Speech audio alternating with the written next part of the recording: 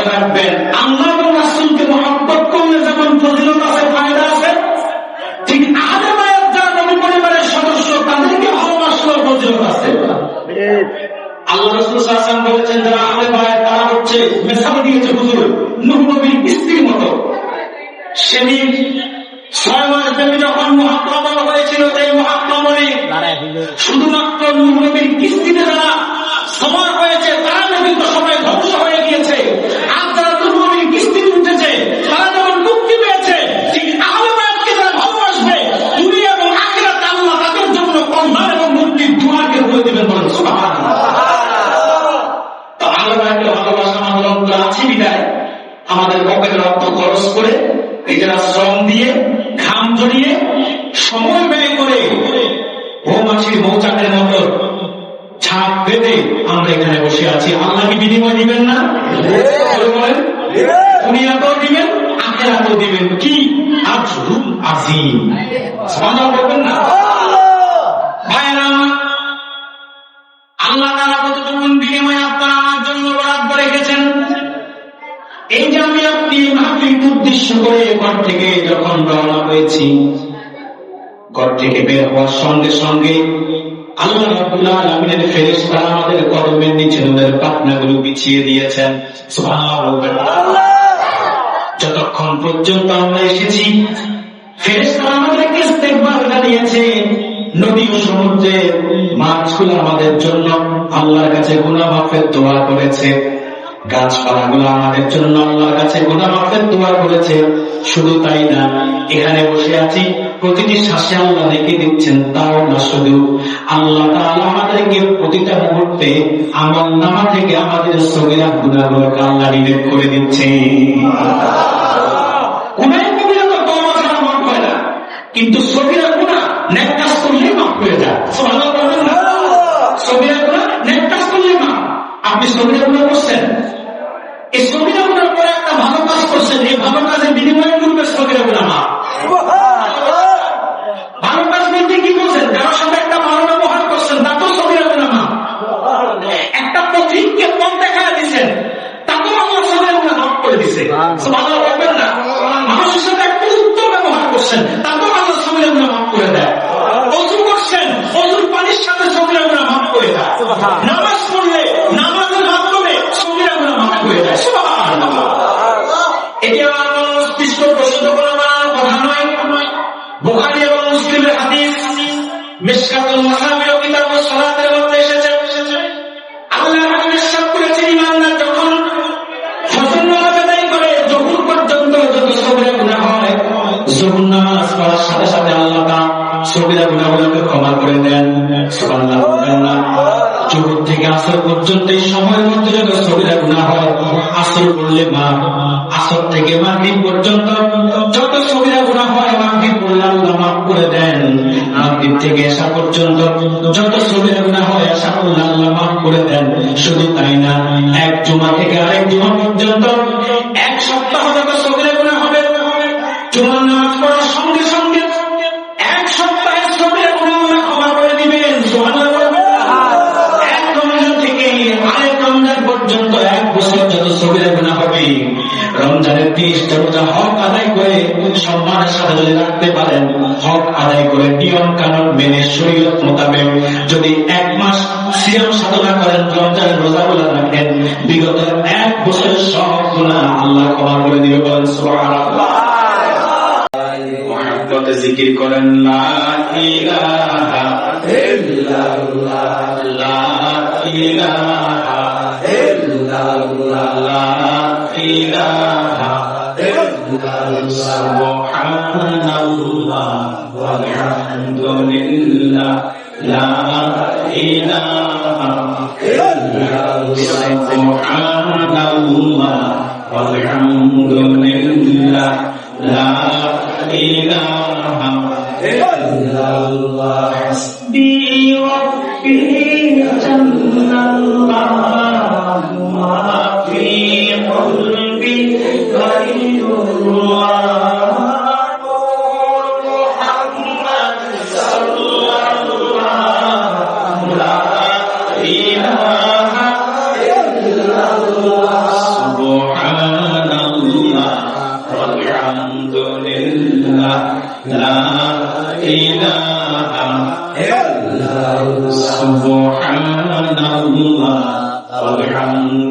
ইল্লাল্লাহ লা ইলাহা ইল্লাল্লাহ লা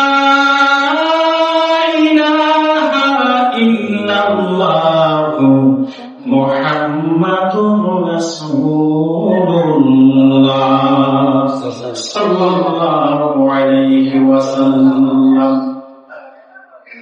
বাংলাদেশের ঐতিহ্যবাহী অঞ্চল সুনামগঞ্জ জেলার তাহিরপুর উপজেলার বাদাঘাট পুনারছড়া জামে মসজিদের উদ্যোগে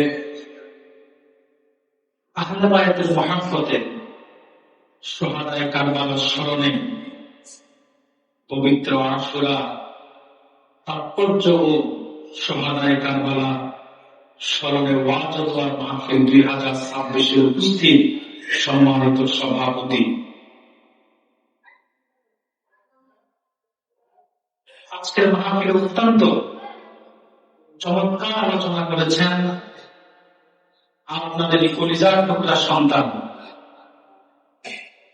আপনাদের এই অঞ্চলে যিনি খিদমতে আছেন প্রখ্যাত আলেম দ্বীন হযরত মাওলানা মুফতি মুহাম্মদ বাহাউদ্দিন সাহেব।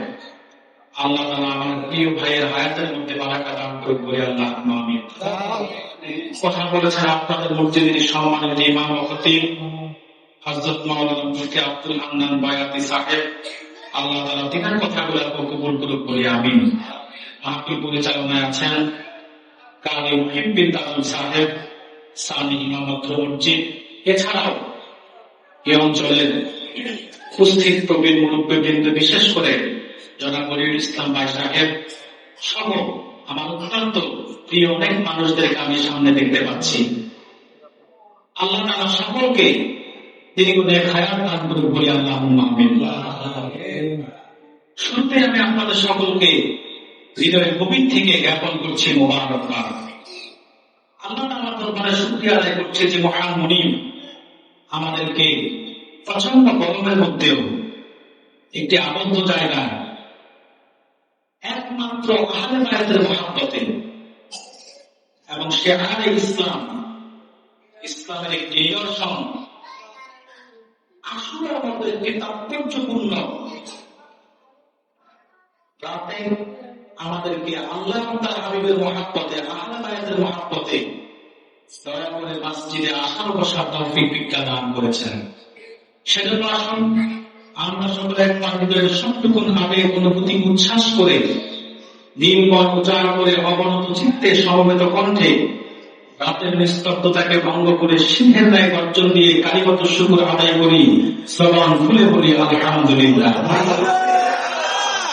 বেশমার তার চাইতে অনেক অনেক অনেক বেশি দরুদ এবং সালাম প্রেরণ করছি আল্লাহর সৃষ্টির প্রধান আকর্ষণ এই বিশ্ব সভার সভাপতি, সমস্ত নবী এবং রাসূলগণের মাথার মুকুট, শামসুল হিদায়াত, বদরুদ্দোজা, নুরুল হুদা, আফতাবে নবুওয়াত, শাহানশাহে রিসালাত, নূরুন আলা নূর, নূরে মুজাসসাম হুজুরে আকরাম, মানবতার মহান শিক্ষক মুহাম্মদ আল আরবি নূর নবী হযরত মুহাম্মদ সাল্লাল্লাহু আলাইহি ওয়াসাল্লামের উপর আল্লাহ তাআলা যিনাকে আজ থেকে 1000 বছর আগে পবিত্র রবিউল আউয়াল মাসে পবিত্র মক্কা নগরীতে পিতা আব্দুল্লাহ এবং মা আমেনার কোল ঘেঁষে গোটা জগৎবাসীর জন্য রহমত হিসেবে প্রেরণ করেছেন। বিনা দরখাস্তে আমাদেরকে রাহমাতুল লিল আলামিনের উম্মত হিসেবে কবুল ও মঞ্জুর করেছেন। শুকরিয়া তার আমরা আরেকটিবার বলছি আলহামদুলিল্লাহ। সম্মানিত উপস্থিতি, একের পর এক উলামায়ে কেরামদের জবান থেকে আপনারা বক্তব্য শুনে আসছেন আলহামদুলিল্লাহ। প্রতি বছর এই আশুরা মাহফিল আপনারা করেও থাকেন। যতটুকু আমার মনে পড়েছে এখানে আসার পর রবিউল ইসলাম ভাই আমাদের মনে করাই দিয়েছে যে আমি নাকি এই মাহফিল আরেকবার আসছি আশুরা মাহফিলে, তবে এখন না, নিশ্চিত এটা 2019 সালে হবে। এরপরে 20 সালে আসছিলাম, আবার এই দুইবারে আসছিলাম আপনাদের এখানে। এরপরে মোটামুটি 6 বছরের গ্যাপ। এবার আসার পরে মানে 6 বছরের 12 বছর হয় কিনা আল্লাহ জানেন। সম্মানিত সুধী, আপনারা প্রতি বছর আশুরাতে কারবালার ব্যাপারে আলোচনা শোনেন না? শোনেন। কিন্তু আসলে কারবালার ইতিহাস শুধু যে শোনেন, এই শোনার মধ্যে না থেকে একটা ভালো কি চিন্তা করছেন কিংবা শিক্ষা নিয়েছেন যে কারবালার যে ট্রাজেডি, যে নির্মম ঘটনা ঘটল, এটা কেন ঘটল? ঠিক না? প্রতি বছর তো কারবালাকে শুনে অনেকে কান্নাকাটি করে।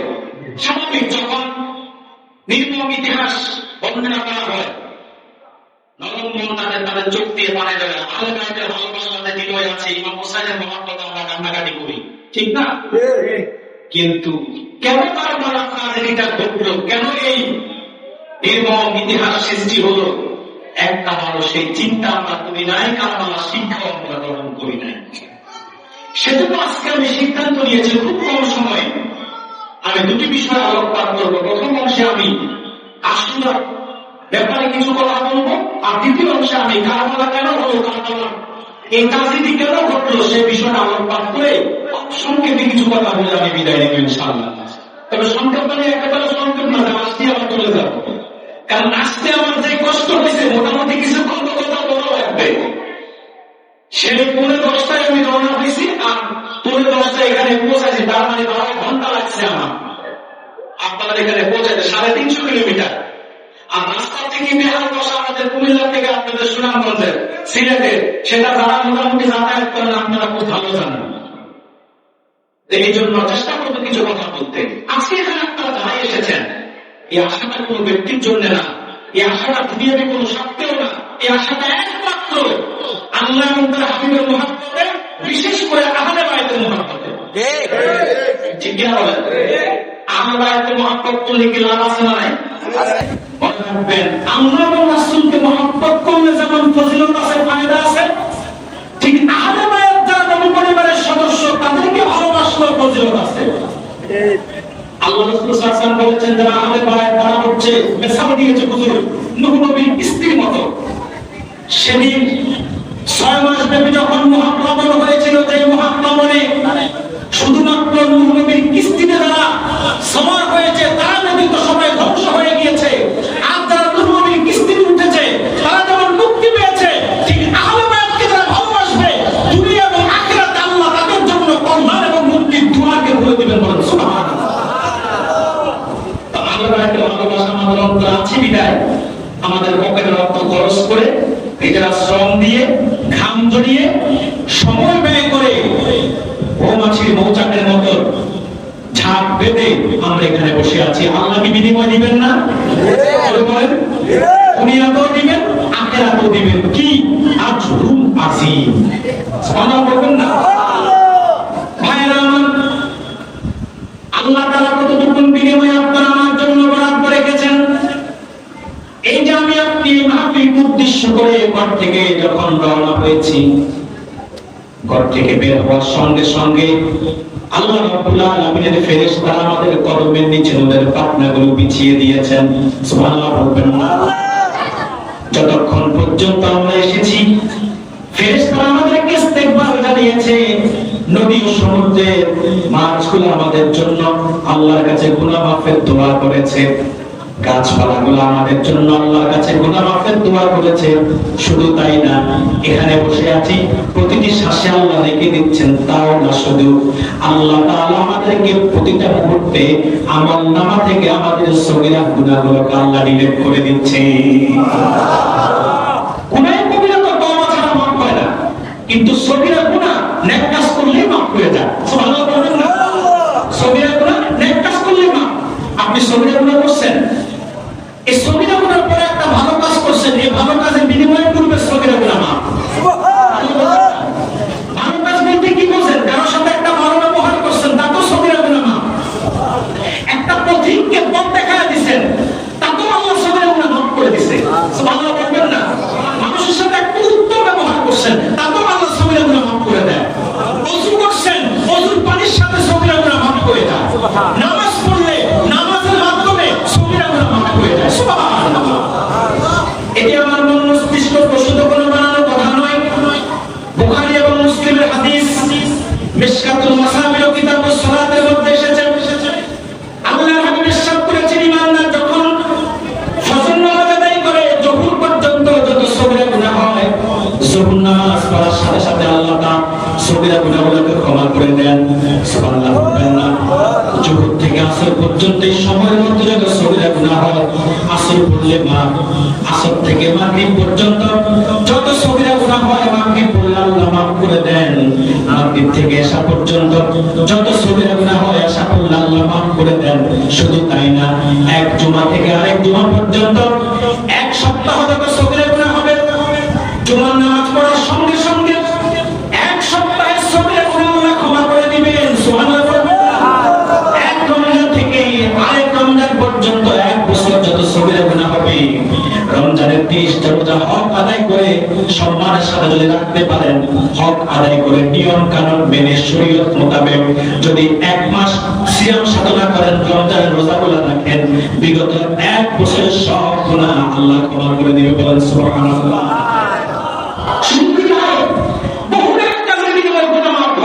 যেমন আরাফার রোজা রাখলে আগের এক বছরের গুনাহ মাফ, পরের এক বছরের গুনাহ মাফ। সুবহানাল্লাহ। শুধু তাই না, আশুরার রোজা অনেকে আজকে একটা রেখেছেন, আগামীকালকে আরেকটা, কয়টা? দুইটা। হাদিস সাক্ষী আল্লাহর হাবিব ইরশাদ করেছেন সহিহ মুসলিমের বর্ণনা, যদি কোনো ব্যক্তি আশুরার রোজা রাখে, আল্লাহ তাআলা আশুরার রোজার বিনিময়টা বিগত এক বছরের গুনাহকে ক্ষমা করে দেন। সুবহানাল্লাহ বলবেন না? আর আশুরার রোজার এত দাম, এত মর্যাদা আল্লাহর কাছে। সহিহ মুসলিমের হাদিস, আল্লাহর হাবিব ইরশাদ করেছেন আফদালুস সিয়াম বা'দা রমাদান শাহরুল্লাহিল মুহাররম। আল্লাহর হাবিব ইরশাদ করেছেন আল্লাহর কাছে মাহে রমাদানের পরে, রমজানের পরে সবচেয়ে দামি রোজা হচ্ছে আশুরার রোজা। যদি কোনো ব্যক্তি আশুরায় 2টি রোজা রাখে, 9, 10 কিংবা 10, 11 মিলায়া, আল্লাহ রাব্বুল আলামিন তার এক বছরের সব গুনাহকে ক্ষমা করে দিবেন। বলেন সুবহানাল্লাহ। আশুরার রোজা অনেক ফজিলত। রাসূলুল্লাহ সাল্লাল্লাহু আলাইহি ওয়াসাল্লামের জীবনের শেষ বছর থেকে এই রোজা শুরু হয়েছে আমাদের জন্য। আর এছাড়া মুসা নবীর উম্মতরা শুকরিয়াতান এই রোজা রাখতেন। তার উম্মতরা, মুসলমান উম্মতরা কেন? হাদিসের মধ্যে এসেছে আল্লাহর হাবিব মদিনায় হিজরত করে আসার পরে রাসূলুল্লাহ সাল্লাল্লাহু আলাইহি ওয়াসাল্লাম দেখলেন যে 10 মুহররম ইহুদিরা রোজা রাখে, 10 মুহররম ইহুদিরা রোজা রাখে। আল্লাহর হাবিবের কৌতূহল দেখলো ইহুদিরা 10 মুহররম কেন রোজা রাখে? রাসূল ইহুদিদেরকে জিজ্ঞেস করলো, তোমরা 10 মুহররম কেন রোজা রাখো? তারা বলল, এই দিনে আল্লাহ তাআলা ফিরআউনকে পরাজিত করেছে, পানিতে ডুবিয়ে শেষ করে দিয়েছে। আর হযরত মূসাকে আল্লাহ তাআলা মহাবিজয় দান করেছে। এজন্য আমরা বিজয়ের আনন্দে আল্লাহর শুকরিয়ার জন্য আমরা আল্লাহর শুকরিয়া আদায়ের লক্ষ্যে রোজা রাখি। সুবহানাল্লাহ, সুবহানাল্লাহ। একটু চিন্তা করে দেখেন, আমরা তো শুধু হাদিস পড়ি, চিন্তা করি না। মূসা নবীকে আল্লাহ মহাবিজয় দান করছে, ফিরআউনকে ডুবিয়ে ফেলছে। এই যে বিজয়ের দিন, এজন্য ইহুদিরা বিজয় দিবসে 10 মুহররম, যেদিন মূসা নবীকে আল্লাহ তাআলা ফিরআউনের বিরুদ্ধে লড়াই বিজয় করছে, মূসা নবীকে আল্লাহ তাআলা রাস্তা করে দিয়ে আল্লাহ তাআলা মূসা নবীকে পার করে দিয়েছে সমুদ্রের মধ্যে। শুধু তাই না, মূসা নবীর জন্য এবং তার কওমের সবাইকে আল্লাহ রেহাই দিয়েছে। আর ফিরআউনকে আল্লাহ তাআলা সেখানেই ডুবিয়ে হত্যা করছে, শেষ করছে। এই যে ফিরআউন শেষ হয়েছে, মূসা নবীর পক্ষে মহাবিজয় হয়েছে, এই বিজয়ের আনন্দে ইহুদিরা কি করত? কথা বলেন। আর আমরা বিজয় দিবস পালন করে ঢোল ঢোল বাজাইয়া কথা বলে না। তাও তো নিজের দেশের বিজয় দিবসে নিজের দেশের গান নাই, সব পার্শ্ববর্তী দেশের গান। কথা বলেন কি ঠিক না? ঢোল ঢোল বাজাইয়া, ঢাক ঢোল একটা, বোলা সাতারা, তাম্বুরা, হারমোনিয়াম, গিটার সব বাজাইয়া আমরা বিজয় দিবস পালন করি না। আল্লাহ তাআলা আমাদেরকে বিজয় দান করেছেন। পৃথিবীর ইতিহাসে কোন দেশ, কোন রাষ্ট্র এত অল্প সময়ে স্বাধীন হয় নাই। একমাত্র বাংলাদেশ মাত্র 9 মাসের স্বাধীনতা লাভ করেছে। আল্লাহ তাআলা মহাবিজয় দান করেছে। পূর্ব পাকিস্তানকে পশ্চিম পাকিস্তানের শোষণ থেকে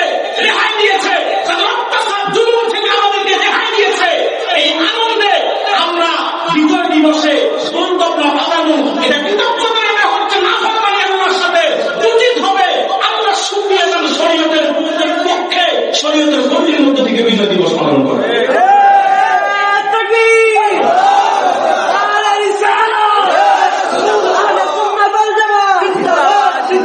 তবে আলহামদুলিল্লাহ ধারা বাংলাদেশে পরিবর্তন হচ্ছে। এখন আর বিজয় দিবসে চেতনা ব্যবসায়ীরা শুধু ঢাক ঢোল বাজাইয়া চেতনা বিক্রি করে চলে না। আলহামদুলিল্লাহ বিগত কয়েক বছর যাবৎ বাংলাদেশের বিজয় দিবসে, স্বাধীনতা দিবসে মাদ্রাসার ছাত্ররা, মসজিদের মুসল্লিরা মিলাদ করে, কোরআন খতম করে, দুরূদ সালাম করে শহীদদের জন্য দোয়া করে। কি আপনারা দেখেন না? সোশ্যাল মিডিয়া দেখেন না? বহু মাদ্রাসায় কোরআন শরীফ খতম করে শহীদদের জন্য দোয়া হচ্ছে। বহু মহল্লায় কোরআন শরীফ খতম করে, মিলাদ করে, দুরূদ সালাম করে শহীদদের জন্য দোয়া হচ্ছে। আমরা এই ধারাই চাই, ঠিক কিনা বলে? সম্মানিত সুধী, যে কথা বলছিলাম, মুসা নবীকে আল্লাহ তাআলা মহাবিজা দান করছে, ফেরাউনকে ডুবিয়ে মারছে। এই খুশিতে ইহুদিরা রোজা রাখত। আল্লাহ খুব চিন্তা করলেন, ইহুদিদের চাইতে তো মুসা নবীর সাথে আমাদের সম্পর্ক বেশি। সুবহানাল্লাহ বলবেন না? বলবেন কেন? তারা তো মুসা নবীর উম্মত, আমরা তো মুসা নবীর উম্মত না। কথা বলে না। আপনারা কথা বুঝতেছেন? দেখেন মসজিদের ভিতরে সাউন্ড সিস্টেম একটু ব্যতিক্রম, আমি সুর ঠিক মতো দিতেও পারতেছি না, আবার একটু দিতে গেলে আমার গলায় ধরে, যেহেতু সাউন্ডটা একটু আবদ্ধ জায়গায়। এটা আবার মাইকম্যানের দোষ না, তারে বকাঝকা দিয়ে না, কারণ মসজিদের ভিতরে তো এই জন্য, মাঠে উঠে দিচ্ছিল। কথা বলেন না? যে কথা বলছিলাম কষ্ট হচ্ছে না আপনাদের? আমার কথা কি বুঝতেছেন? আলহামদুলিল্লাহ। তো যে কথা বলছিলাম, কষ্ট হলো কেন? উম্মত হলো মুসা, মুসা নবীর সাথে তাদের সম্পর্ক বেশি হওয়ার কথা না আমাদের, তাদের। কিন্তু রাসূলুল্লাহ বললেন যে মুসা নবীর সাথে তো আমাদের সম্পর্ক বেশি গভীর। প্রশ্ন হল রাসূলুল্লাহ এই চিন্তা কেন করলেন? তার দুইটা কারণ। এক, মুসা নবীর উম্মতরা যে তাওরাত মানে, এটা আল্লাহর পক্ষ থেকে নাযিলকৃত তাওরাত না, এটা বিকৃত। এটা কি বিকৃত? তারা তাওরাতকে বিকৃত করে ফেলছে, তাদের মন করে। পৃথিবীতে কোরআন ব্যতীত যত কিতাব আছে সব বিকৃত হয়ে গেছে। ইহুদিরা, খ্রিস্টানরা তাদের মন করে তাদের ধর্মীয় গ্রন্থগুলোকে তারা বিকৃত করেছে, সাজিয়ে নিয়েছে। আপনি তাওরাত বলেন, জাবুর বলেন, ইনজিল বলেন, old testament, new testament, Ramayana, Mahabharata, Bhagavad Gita যা আছে, বাইবেল যা আছে, সব মোটের উপরে বিকৃত করে ফেলছে। একমাত্র কোরআন অবিকৃত। এটা ছিল, এটা আছে, এটা কিয়ামত পর্যন্ত থাকবে। কারো পক্ষে একটা হত্যাও বেষ্টন করা সম্ভব হবে না। তো ইহুদিরা যে তাওরাত মানে সেটা বিকৃত, আর আমরা যে তাওরাত বিশ্বাস করি সেটা অবিকৃত, সম্পূর্ণ আল্লাহ পক্ষ থেকে যারা নাযিল হয়েছে সেটাই আমরা বিশ্বাস করি। আপনি মুমিন হতে হলে আসমানি কিতাব সবগুলোর প্রতি বিশ্বাস রাখতে হবে কি হবে না? মানবেন কোরআন, কিন্তু তাওরাত, যেমন ইনজিল, সবগুলো বিশ্বাস করতে হবে। এক। দুই, নবীর সাথে নবীর সম্পর্ক উম্মতের চাইতে বেশি। সুবহানাল্লাহ বলবেন না? নবীর সাথে নবীর সম্পর্ক উম্মতের চাইতে বেশি। এজন্য আল্লাহ রাসূল চিন্তা করলেন, তাদের চাইতে মুসার সাথে আমাদের সম্পর্ক বেশি, আমরা রোজা রাখবো। সুবহানাল্লাহ বলবেন না? ভাইরা আমার করে মুসলমানদের হাতে রোজা রাখতেন। রাসূলুল্লাহ সাল্লাল্লাহু আলাইহি ওয়াসাল্লাম যখন রোজা রাখতেন, সাহাবীদেরকে নির্দেশ দিলেন, সাহাবায়ে কেরাম 10 মুহররম রোজা রাখলেন। এবার ইহুদিরা মনে মনে খুশি হয়ে গেলাম, দেখো মুহাম্মদের উম্মতরা আমাদের ধর্ম মানা শুরু করে দিয়েছে। বলেন নাউযুবিল্লাহ। ইহুদিরা বলা শুরু করে দিল, মনে মনে তারা খুশি, মনে মনে তারা খুশি। দেখো মুহাম্মদের অনুসারী আমাদের ধর্ম মানা শুরু করে দিয়েছে। আমরা যে 10 মুহররম রোজা রাখি, তারা এখন রোজা রাখে। আল্লাহ হাবিব যখন এটা জানতে পারল, রাসূলুল্লাহ বলল, আগামী বছর যদি আমি বেঁচে থাকি, আগামী বছর আমরা একটা নয়, ইহুদিদের বিরোধিতা করব 2টা রোজা রেখে। আমরা 9 মুহররম কিংবা 11 মুহররম, আগে কিংবা পরে একটা রোজা মিলাইয়া 2টা রোজা রাখবো, ইহুদিদের বিরোধিতা করবো। সুবহানাল্লাহ। 15 বছর পর্যন্ত আল্লাহ হাবিব বেঁচে ছিলেন না, রাসূলুল্লাহ দুনিয়া থেকে বিদায় দিয়েছেন। কিন্তু সাহাবায়ে কেরাম পরের বছর থেকে মুহররমে 2টা করে রোজা রাখছে। কয়টা? 2টা করে রোজা রাখছে। আমরা কয়টা রাখবো? হয়তো 9, 10, নতুবা 10, 11। কয়টা রাখবো? 2টা। এখন একটা মাসালা বলে দিই, এখন একটা রাখলে কি নাজায়েজ হারাম হবে? কথা বলে না। একটা রাখলে কি নাজায়েজ হারাম হবে? এই ব্যাপারে ফুকাহায়ে কেরামের মত হচ্ছে যে 2টা রাখা উত্তম, রাসূলুল্লাহ কিন্তু একটা যদি কেউ রাখে, যেমন আপনি খুব অসুস্থ, দুটা রাখলে কষ্ট হবে, কিন্তু একটা না রাখলেও আপনার মন মানে না। আপনি যদি এমন অবস্থায় একটা রাখেন, এটা হারাম কিংবা নাজায়েজ হবে না। কেন? রাসূলুল্লাহ তো একটা রেখেছেন, পরের বছর দুইটা রাখবেন সিদ্ধান্ত নিয়েছেন, কিন্তু রাসূলুল্লাহ তো পরের বছর পর্যন্ত বাঁচেন না। সুবহানাল্লাহ বলবেন না? ইসলাম সহজ না কঠিন? ইসলাম সহজ। সুবহানাল্লাহ বলবেন না? কিন্তু রাখতে হবে কয়টা? উত্তম কয়টা? আপনি দুইটা রাখলে রাসূলুল্লাহর নির্দেশ আপনি মানলেন, সাহাবায়ে কেরাম দুইটা রেখেছেন, অতএব এটাই শরীয়ত। সুবহানাল্লাহ বলবেন না? আমরা ভাইরা যে কথা বলছিলাম, রোজা রাখলেও গুনাহ মাফ হয়ে যায়। এই যে আশুরার রোজা যে ব্যক্তি রাখবে, তার বিগত 1 বছরের গুনাহ আল্লাহ মাফ করে দিবেন। সুবহানাল্লাহ বলবেন না? মনে রাখবেন, আশুরার দিনটা আল্লাহর কাছে অনেক ঐতিহাসিক এবং তাৎপর্যপূর্ণ দিন। আমরা তো এখন অনেকেই মনে করি আশুরা মানে শুধু কারবালা। না, কারবালার ঘটনা তো হয়েছে রাসূলুল্লাহ দুনিয়া থেকে বিদায় নেওয়ার 50 বছর পরে 61 হিজরিতে। আশুরা ঘটনাটা উম্মত মুহাম্মদের কাছে বিশেষ স্থান পেয়েছে কারবালার কারণে। কিন্তু আশুরা শুধু কারবালার কারণে তাৎপর্যপূর্ণ হয় নাই, বরং পৃথিবী সৃষ্টির সূচনা থেকে আল্লাহর কাছে আশুরা তাৎপর্যপূর্ণ। এমন এক তাৎপর্যপূর্ণ দিন এই আশুরার দিন, 10 মুহররম, যেদিন আদম আলাইহিস সালামের তওবা কবুল হয়েছে। সুবহানাল্লাহ বলবেন না?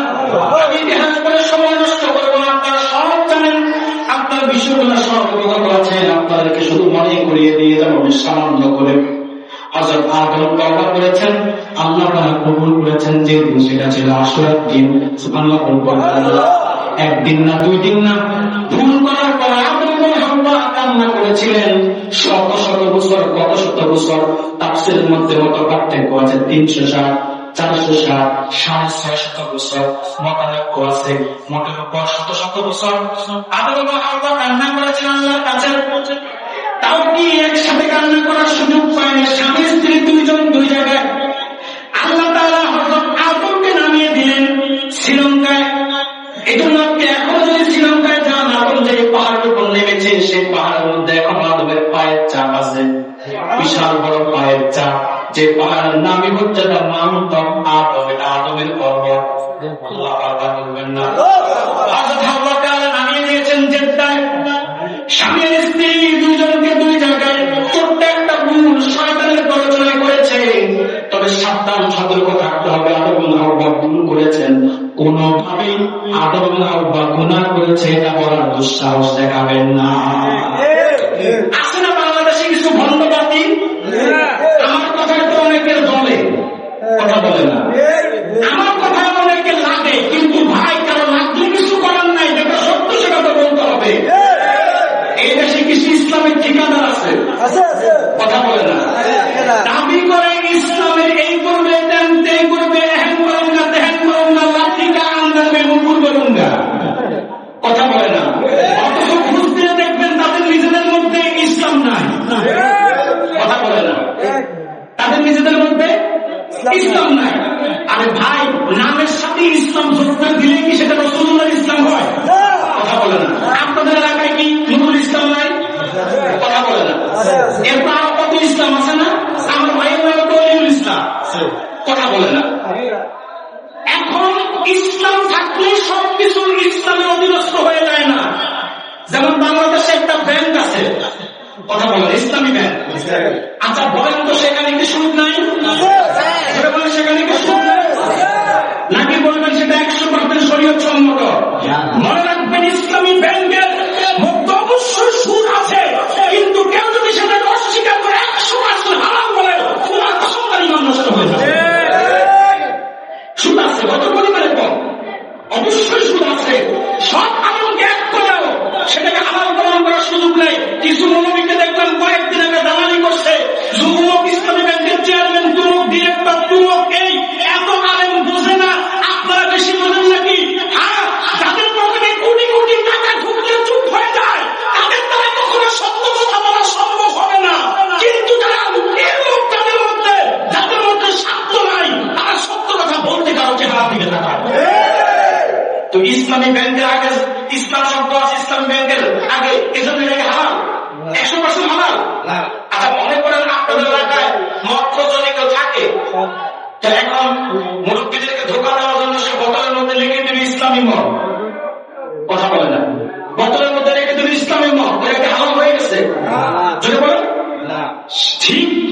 কেউ ইসলামের ঠিকানা নিজেদেরকে দাবি করলে কিংবা ইসলামের সাইনবোর্ড ব্যবহার করলেই মনে করবেন না যে তারা রাসূলুল্লাহ ইসলামের দায়িত্ব নিয়েছে, রাসূলুল্লাহ ইসলামের ধারক বাহক হয়ে গেছে। না, কোনটা মদিনার ইসলাম আর কোনটা 80 বছর আগের পাকিস্তানের মুরব্বী বানানোর ইসলাম, সেটা আপনাদের যাচাই বাছাই করে মানতে হবে। ঠিক কিনা বলেন? কেন বললাম কথাটা? তাদের মধ্যে এই কথাটা আছে নবী রাসূলদের ভুল ধরা, সাহাবায়ে কেরামদের ভুল ধরা। কারণ পাকিস্তানের মুরব্বী নবীদেরকে গুনাহগার বলেছে, রাসূল বলেন না। ভালো রাখবেন, কারণের সাথে আমাদের ব্যক্তিগত দ্বন্দ্ব নাই, আমরা রাজনীতি করিও না, কারণ রাজনৈতিক দলের সাথে আমাদের মাথা ব্যথাও নাই। যে যা বলছে তা করুন, কিন্তু ইসলামের সাথে আমরা কাউকে এক চুলো ছাপ দিতে রাজি না। ঠিক কিনা বলেন? যে কথা বলছিলাম, তাদের মুরব্বীরা তাদের মুরব্বীদের তাফসীরে বইতে লিখে গেছে নবীদের গুনাহ ছিল। রাসূল বলেন না, নবীদের সমালোচনা করেছে, সাহাবায়ে কেরামদের সমালোচনা করেছে, সাহাবায়ে কেরাম থেকে সত্যের মাপকাঠি মানতে তারা রাজি না। রাসূলুল্লাহ বলবেন না। এই প্রসঙ্গ আমি পরে বলছি। তো যে কথা বলছিলাম যে নবীদেরকে গুনাহগার তারাই বলে যাদের ঈমানের মধ্যে ভাইরাস আছে, যারা রাসূলুল্লাহ ইসলামের ধারক বাহক না, যারা নিজেদের বানানো ইসলামের ধারক বাহক, তারাই নবীদেরকে গুনাহগার বলার সাহস দেখায়। ঠিক কিনা বলেন? সাবধান, হযরত আদম কোনো গুনাহ করেন না, হযরত হাওয়া কোনো গুনাহ করেন নাই। তারা কি করছে? ভুল করছে। কি করছে? ভুল আর গুনাহ কথা বলেন না। ভুল আর গুনাহ তারা গুনাহ করেন না, তারা কি করছেন? ভুল করছে। আর এই ভুলটাও ছিল ইজতিহাদি কথা, সিদ্ধান্তগত ভুল। কি ভুল? সিদ্ধান্তগত ভুল। ভাইরা, আমার ভুল করার পরে আল্লাহ তাআলা কান্দিত হয়ে আদম এবং হাওয়াকে আল্লাহ তাআলা জান্নাত থেকে জমিনে পাঠিয়ে দিলেন। দুইজনকে দুই জায়গায়, একজনকে শ্রীলঙ্কায়, আরেকজনকে জেদ্দা। কথা বলুন না কেন? শত শত বছর দুইজন দুই জায়গায় আল্লাহর কাছে কান্নাকাটি করেছেন। তাদের তারা একত্রিত হয়েছে, তাদের মিলন ঘটেছে আরাফার ময়দানে। এই জন্য হাজী সাহেব তারা আরাফার ময়দানে একত্রিত হয় কি হয় না? কথা বলেন না কেন? শুধু হয় তা না, আল্লাহর হাবিব বলেছে আল হাজ্জু আরাফা, হজ হলো আরাফা। এজন্য দেখবেন হজের মূল দিন আল্লাহ সব হাজীদের জন্য আরাফার ময়দানে থাকাকে বিধান বানায় দিয়েছে। হজের মূল দিন হাজী সাহেবরা কোথায় থাকে? হজের মূল দিন কোথায় থাকে? আরাফার ময়দানে। আল্লাহ হযরত আদম এবং হাওয়ার মিলন কোথায় করেছেন? আরাফার ময়দানে। আল্লাহর কাছে তারা কান্না করছে, তওবা করছে, আল্লাহ তাআলা তওবাকে কবুল করছে। সুবহানাল্লাহ বলবেন না? সেই দিন তাদের তওবা কবুল হয়েছে, সেটা ছিল 10 মুহররম, আশুরার দিন। আল্লাহ বলবেন না? শুধু তাই লম্বা ইতিহাস আমি বলতে গেলে অনেক লম্বা সময় লাগবে, আমি শুধু একটু ডাচ করে যাই। নূহ নবীর সময় যে 6 মাস ধরে মহাপ্লাবন হয়েছিল, যেদিন জুড়ি পাহাড়ের মধ্যে নৌকাটা ঠেকেছিল, প্লাবন থেকে তারা রেহাই পেয়েছিল, সেই দিনটাও ছিল 10 মুহররম, আশুরার দিন। সুবহানাল্লাহ বলবেন না? সাল্লামের জিহ্বা ব্যতীত গোটা দেহটা পচে গেছে। ইতিহাস আপনারা শুনেছেন, কিন্তু অবাক হয়ে যাবেন, আল্লাহর পয়গম্বর আইয়ুবের গোটা দেহ পচে গেছে। তিনি সাহায্য চেয়েছেন, আল্লাহ আমার জিহ্বাটা যেন না পচে, কারণ আমার জিহ্বা যদি পচে যায় আমি তোমার জিকির করবো কিভাবে? এক মুহূর্তের জন্য তিনি ধৈর্য থেকে দূরে সরেন নাই। ধৈর্য যদি তার ঘটে না, এবারে আল্লাহর প্রতি তার বিশ্বাস ছিল প্রবল। আল্লাহ তার দিন আবার সুস্থ করেছেন যে দিন, সেটাও ছিল আশুরার দিন। ইউনূস নবী মাছের পেটের মধ্যে আটকা পড়েছিল, কি পড়ে নেন? কথা বলেন না কেন? একদিন না, 2 দিন না, 40 দিন পর্যন্ত হযরত ইউনূস মাছের পেটের মধ্যে ছিল। আলো নাই, বাতাস নাই, অক্সিজেন নাই, খাবার নাই, পানিও নাই, কিচ্ছু নাই। পানির ভিতরে মাছ, মাছের পেটে পাকস্থলী, তার ভিতরে ইউনূস। 1 দিন না, 2 দিন না, 40 দিন কেটে গেল, কিন্তু পানির ভিতরে মাছ, মাছের ভিতরে ইউনূস। কিন্তু ইউনূসের একটু প্রতি ভয় নাই। যেদিন আল্লাহ হযরত ইউনূসকে রেহাই দিয়েছেন, সেটাও ছিল 10 মুহররম, আশুরার দিন। ইব্রাহিম নবী অগ্নিকুণ্ডের মধ্যে ফেলেছিল। নমরুদ, আপনি ইতিহাস জানেন, কি আগুন! আপনারা যে আগুন চুলায় দেখেন, আগুন না, গ্যাসের চুলায় যে আগুন ছিল, আগুন না। আপনারা আর কি চুলায় যে আগুন জ্বালানো, আগুন না, কঠিন থেকে কঠিন আগুন। যে আগুনের লেহান শিখার কারণে ধারে কাছেও যাওয়া যায় না, অনেক দূরে থাকতে হয়। আগুনে ফেলার জন্য কাঠের কামান বানালেন। কথা বলেন না কেন? এই কঠিন আগুনের মধ্যে হযরত ইব্রাহিম খলিলকে আল্লাহ ফেলে দিল। ইতিহাসের ইব্রাহিম নবী আল্লাহর উপর তাওয়াক্কুল করলেন, হাসবি আল্লাহ, সুবহানাল্লাহ বলবেন না? আল্লাহু নি'মাল ওয়াকিল, নি'মান মাওলা ওয়া নি'মান নাসির। আল্লাহকে অভিভাবক হিসেবে মেনে নিলেন, আল্লাহকে ওকিল হিসেবে তিনি মেনে নিলেন। আল্লাহ তার উপর অভিভাবক হয়ে গেল। আল্লাহ আগুনকে ধমক দিলেন, ইয়া নার কুনি বারদান ওয়া সালামান আলা ইব্রাহিম। আল্লাহ আগুনকে ধমক দিলেন, আগুন ঠান্ডা হয়ে গেল, নাতিশীতোষ্ণ হয়ে গেল, আগুনটা ফুলে বাগান হয়ে গেল। আগুনের ভিতরটা লেয়ার কন্ডিশন করে দিলেন। 40 দিন পর্যন্ত হযরত ইব্রাহিম অগ্নিকুণ্ডের মধ্যে ছিল, কিন্তু আগুন একটা প্রসঙ্গ ইব্রাহিমের জ্বালাতে পারে নাই। যেদিন ইব্রাহিম মুক্তি পেয়েছে সেটাও ছিল 10 মুহররম আশুরার দিন। তো আশুরাটা কত আগে? পৃথিবী সৃষ্টির সূচনা থেকে। সুবহানাল্লাহ বলবেন না? শুধু তাই না ভাইয়া, মুসা নবীকে আল্লাহ রেহাই দিয়েছিলেন, সেটাও ছিল আশুরার দিন। ঈসা নবীকে আল্লাহ 4টা আসমান উঠিয়ে নিয়েছেন, সেটাও ছিল আশুরার দিন।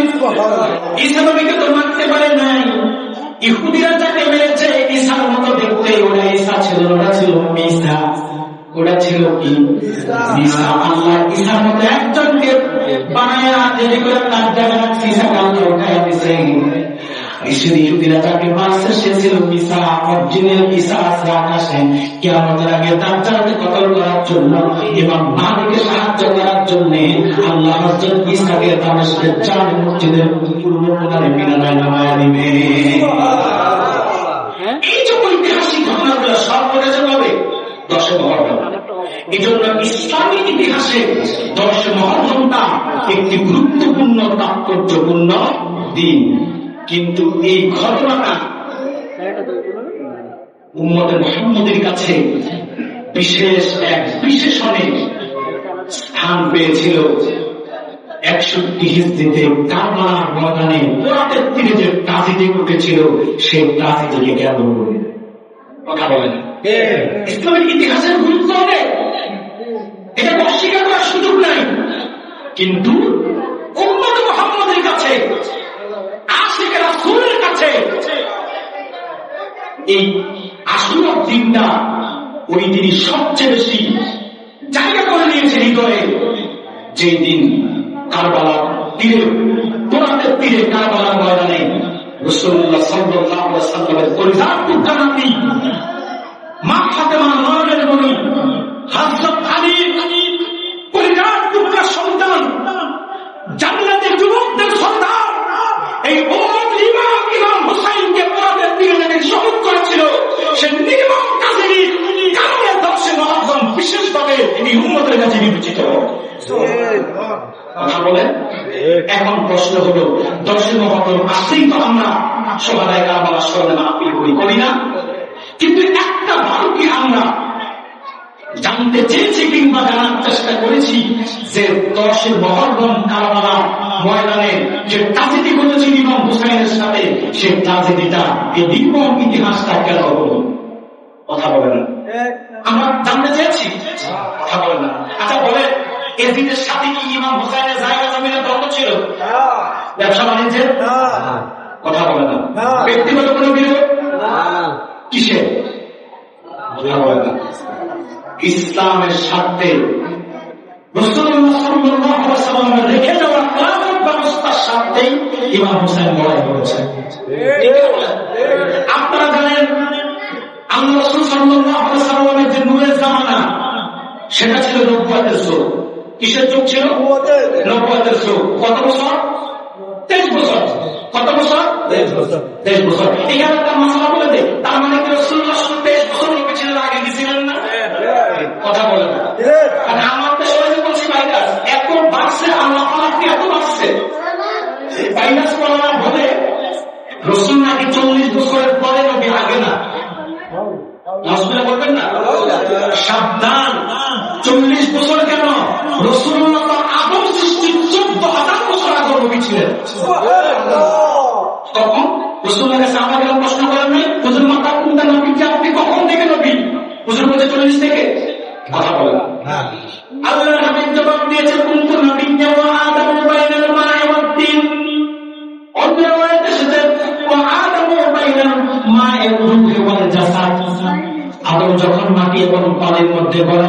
দিচ্ছেন, কিংবা আদমের দেহরের জায়গায় রুহানের জায়গায়, তখন আমি মুহাম্মদ আল্লাহ দরবারে নবী ছিলাম। হাদিস সাক্ষী আদম সৃষ্টির 14,000 বছর রাসূলুল্লাহ নূর মুবারক আল্লাহ সৃষ্টি করছেন। আর যেদিন থেকে রাসূলুল্লাহ নূর মুবারক সৃষ্টি, সেদিন থেকেই রাসূল আল্লাহ প্রেরিত সর্বশ্রেষ্ঠ এবং সর্বশেষ নবী হবে, এটা আল্লাহ স্বীকার করেন। সুবহানাল্লাহ বলবেন না? তো রাসূলুল্লাহ যে নূরের জামানা 10 বছর, 40 থেকে 63, এটা ছিল নবুয়তের যুগ। এটা ছিল কিসের যুগ? নবুয়তের যুগ। আল্লাহ রাসূল দুনিয়া থেকে বিদায় নিয়েছে, নবুয়তের জামানাও শেষ। কারণ রাসূলুল্লাহর পরে পৃথিবীতে আর কোন নবী আসবে আসবে না। এটা সিদ্ধান্ত আল্লাহ, এটা সিদ্ধান্ত আল্লাহ। আল্লাহ রাব্বুল আলামিন কোরআন কারীমের মধ্যে বলে দিয়েছেন, সূরা আনামের মধ্যে, মা কানা মুহাম্মাদুন আবা আহাদিন মির রিজালিকুম ওয়ালাকিন রাসূলুল্লাহি ওয়া খাতামান নাবিয়্যিন। আল্লাহ বলেন, মুহাম্মদ সাল্লাল্লাহু আলাইহি ওয়াসাল্লাম তোমাদের মতো প্রাপ্তবয়স্ক পুরুষের পিতা নন, ওয়ালাকিন রাসূলুল্লাহ, তিনি আল্লাহর রাসূল, ওয়া খাতামান নাবিয়্যিন, এবং তিনি সর্বশেষ নবী। সুবহানাল্লাহ বলবেন না? রাসূলুল্লাহ করে আর কোন নবী নাই, রাসূল নাই। হুজুর বলে, যদি আমার পরে কেউ নবী হতো, লাকানা ওমর, সে হতো ওমর। সুবহানাল্লাহ বলবেন না? কিন্তু নবুয়তের দরজা যেহেতু বন্ধ হয়ে গেছে, আর নবী আসার সুযোগ নাই। যে কয়টায় দাবি করেছে কিংবা ভবিষ্যতে করার চেষ্টা করবে, সব কয়টা মানব শয়তান, ইসলামের চূড়ান্ত দুশমন। নবীর পরে কোনো নবী নাই। যাকে নবী দাবি করবে তারা কাফের। এই ক্ষেত্রে মাথা এত কঠোর। কেউ যদি নিজেকে নবী দাবি করে, তাকে বিশ্বাস করা, নবী হিসেবে বিশ্বাস করা তো দূরের কথা, যে তুমি নবী কিনা প্রমাণ দেখাও, এটা জানতে চাইলেই ইমান নষ্ট হয়ে যাবে। এই জন্য ইসলামের হক নবুয়তের আন্দোলন চাইতে বড় কোনো আন্দোলন নাই, আর হক নবুয়তের জিহাদের চাইতে বড় কোনো জিহাদ নাই। একজন্য ইসলামে যত যুদ্ধ হয়েছে, সব যুদ্ধে যত লোক শহীদ হয় নাই, সাহাবায়ে কেরাম শহীদ হয় নাই, একমাত্র মুসাইলামাতুল কাজ্জাবের বিরুদ্ধে আবু বকরের নেতৃত্বে যে জিহাদ হয়েছিল, সেটা তখন মিথ্যা নবী নামে করেছিল। এক যুদ্ধে 2400 সাহাবী জীবন দিয়েছে।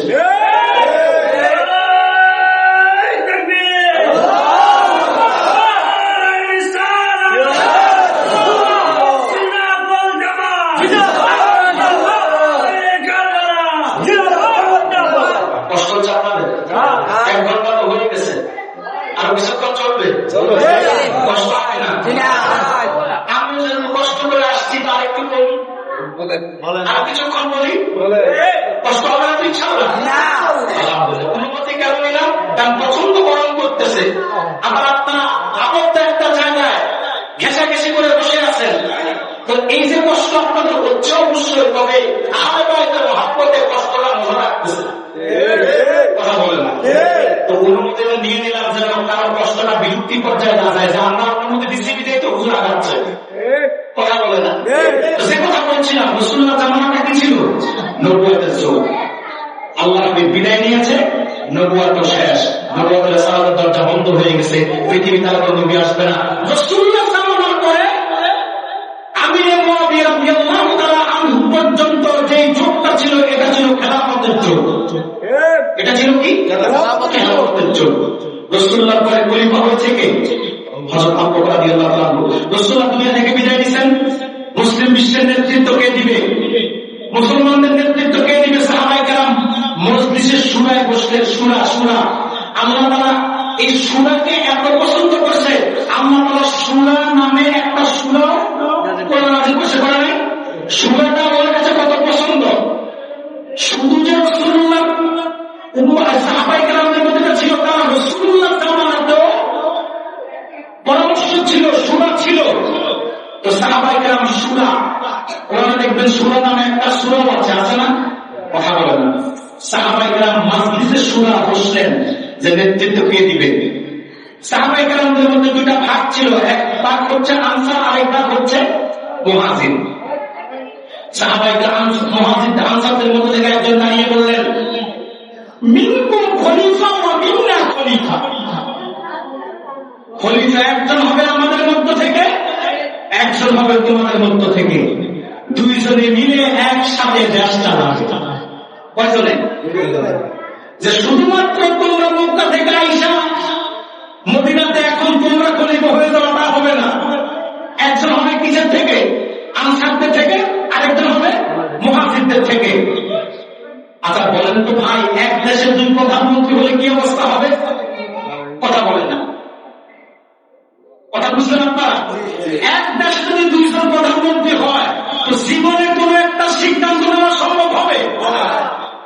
নিলেই তো একজন নিবে আর একজন বিরোধিতা করবে। অবশ্য আমাদের দেশে এখন দুইজন আছে, একজন ফেসবুকে প্রধানমন্ত্রী আর আরেকজন বাস্তবে প্রধানমন্ত্রী। কথা বলেন, বাংলাদেশে কয়জন আছে? একজন বাস্তবে প্রধানমন্ত্রী আর একজন ফেসবুকে প্রধানমন্ত্রী। মনে রাখবেন, দুইজন প্রধানমন্ত্রী বলে মতানৈক্য হবে। এক প্রধানমন্ত্রী বলবে এটা করো, আরেক প্রধানমন্ত্রী বলবে মানি না। এখন পার্সেন্ট তো সমান সমান, 50-50, সিদ্ধান্ত নেওয়া সম্ভব? এই জন্য প্রধান হয় কয়জন? একজন। হযরত আবু বকর বলল, শোনো, আল্লাহ রাসূলের হাদিস, রাসূলুল্লাহ বলেছেন আল আইম্মাতু মিন কুরাইশ, নেতা হবে কুরাইশ থেকে। সুবহানাল্লাহ বলবেন না? নেতা হবে কি থেকে? তারপরে এখন আনসাররা নেতা হওয়ার সুযোগ হবে কারা? মুহাজিররা, কুরাইশ বংশের সন্তানরা। এখন মুসলিম যারা ছিল তাদের চিন্তা ধ্যান গেছে ওমরের দিকে। কার দিকে? মোটামুটি মেজরিটি পার্সেন্ট সাহাবায়ে কেরাম চাইছিল ওমরকে খলিফা বানাবে। হযরত ওমর বুঝতে পেরে নিজে দাঁড়িয়ে গিয়ে হযরত আবু বকরের দিকে হাত বাড়িয়ে বলল, আবু বকর রাদিয়াল্লাহু তাআলা আনহু, রাসূলুল্লাহ দুনিয়া থেকে বিদায় নিয়েছে, রাসূলুল্লাহ নাই, আপনি হবেন আমাদের খলিফা, আমি আপনার কাছে বায়াত গ্রহণ করলাম। সুবহানাল্লাহ। এখন যারা নেতা মানতে গেছে সেই যখন আবু বকরের কাছে বায়াত গ্রহণ করছে, তার তো বাকি থাকে। সুবহানাল্লাহ। আবু বকর রাদিয়াল্লাহু তাআলা দুনিয়া থেকে বিদায় নিলেন, কিন্তু আবু বকর রাদিয়াল্লাহু তাআলা বলে যান নাই যে আমার মৃত্যুর পরে আমার সন্তান আব্দুর রহমান ইবনে আবু বকরকে তোমরা খলিফা বানায় নিও। বলছে? বলছে? বলে নাই। আবু বকর রাদিয়াল্লাহু তাআলা দুনিয়া থেকে বিদায় নিলেন, সাহাবায়ে কেরাম সম্মিলিত পরামর্শ করে সাহাবায়ে কেরাম হযরত ওমরকে খলিফা বানালেন। মনে রাখবেন, এই যে সাহাবায়ে কেরামের পরামর্শের ভিত্তিতে খলিফা নির্বাচন করা, এটাই হচ্ছে ইসলামের সঠিক পদ্ধতি নেতা নির্বাচনের ক্ষেত্রে। এখন বলবেন হুজুর, তো সাহাবায়ে কেরাম একমত হয়ে এক মজলিসে বসে নেতা নির্বাচন করছে, আমরা সারা দেশের মানুষ একসাথে এক বাক্সে ভোট দিয়া আমরা তো নির্বাচন করে, তফাৎ কি? এক দল আমাদেরকে আয়োজন করে বুঝায় যে গণতন্ত্রের বিরোধিতা করো, ইসলামের গণতন্ত্র নাই। তো সাহাবায়ে কেরাম তো খলিফা নির্বাচন করছে পরামর্শের ভিত্তিতে, সবার মতামত নিয়ে নেতা নির্বাচন করছে। তার মানে তোমরা করতে সমস্যা কোথায়? সবার মতের ভিত্তিতে যেটা সিদ্ধান্ত হয় এটাই তো গণতন্ত্র। আমি বলি, শোনো, গণতন্ত্র যেটা পশ্চিমারা আবিষ্কার করছে, পশ্চিমাদের আবিষ্কৃত গণতন্ত্রকে রাসূলুল্লাহ সাহাবায়ে কেরামের মজলিসে শুনার সিদ্ধান্তের সাথে বিলম্বে গোলামি। কারণ কোথায় সাহাবায়ে কেরাম একমত হতো আর কোথায় গণতন্ত্রের ঠিকাদার যারা গণতন্ত্রের পূজা করে। গণতন্ত্রের পূজারীদের মধ্যে ভালো মানুষ আছে, খারাপ মানুষ আছে। কথা বলুন না কেন? চোরের ভোটের সেই দাম, ইমাম সাহেবের ভোটেরও সেই দাম। মক্করের ভোটের সেই দাম, এলাকার সবচেয়ে সম্মানিত মানুষটার ভোটেরও সেই দাম। আপনি বলেন ওইটা কি ইসলাম কখনো সমর্থন করতে পারে? না। এক। দুই, পুরুষের ভোটের সেই মর্যাদা, নারীর ভোটেরও সেই মর্যাদা। যেখানে ইসলাম নারী এবং পুরুষের মধ্যে ভাগ রেখেছেন, ভিন্নতা রেখেছেন, কোন ক্ষেত্রে নারীকে অধিকার বেশি দিয়েছেন, কোন ক্ষেত্রে পুরুষকে অধিকার বেশি দিয়েছেন। যেখানে একজন পুরুষের সাক্ষীর সমান দুজন সাক্ষী লাগে, একজন পুরুষের সমর্থনের সমান দুজন নারী সমর্থন লাগে, সেখানে ভোটের ক্ষেত্রে সমান সমান যেটা হয় সেটা কি ইসলামের সাথে মিলাও কিভাবে? কথা বলুন না কেন? গণতন্ত্র মানে কি? গণ মানে জনতন্ত্র মানে আইন, মতামত। কথা বলুন না কেন? জনগণের আইন, জনগণের মতামতটাই হচ্ছে গণতন্ত্র। গণতন্ত্রের কনসেপ্ট কি? জনতন্ত্রের কনসেপ্ট হচ্ছে সেই ভূখণ্ডে যে শ্রেণীর লোক বেশি থাকবে তাদের মতামতই গ্রান্টেড হবে। কথা বলুন না কেন? সংসদে যে দলের লোক বেশি থাকবে তারা যেটা চাইবে সেটাই বাস্তবায়ন হবে। স্পিকার বলবে যে আপনারা আইনের পক্ষে আছেন না আইনের পক্ষে আছেন, কেউ বলে হ্যাঁ, কেউ বলে না।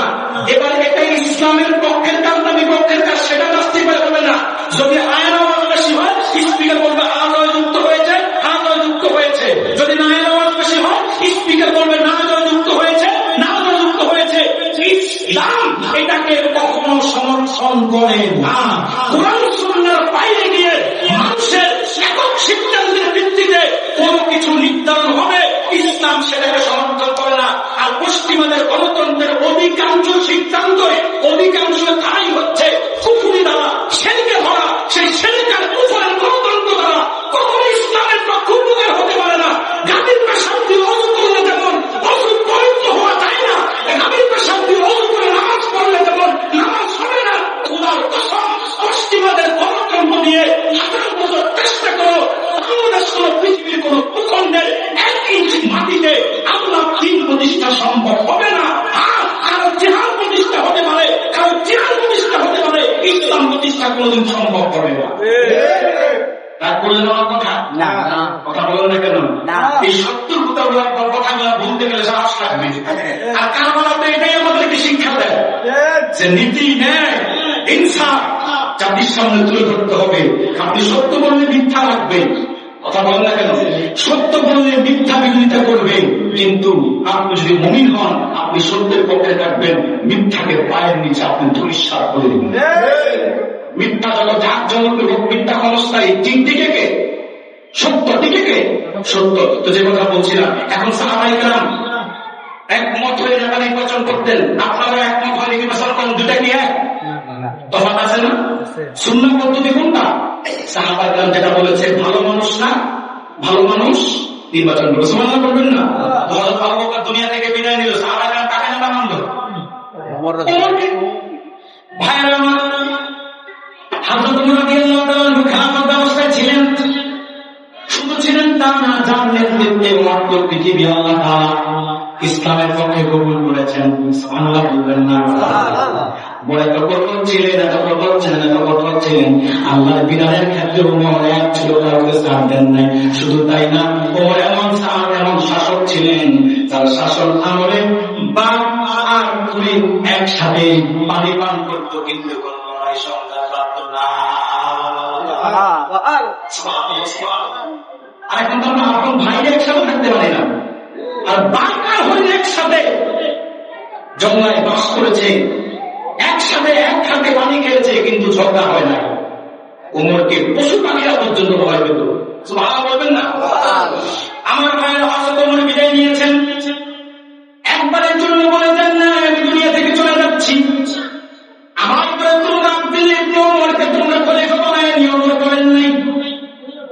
ওমর দুনিয়া থেকে বিদায় নিয়েছে, সাহাবায়ে কেরাম পরামর্শ করে হযরত ওসমানকে খলিফা বানিয়ে নিয়েছেন।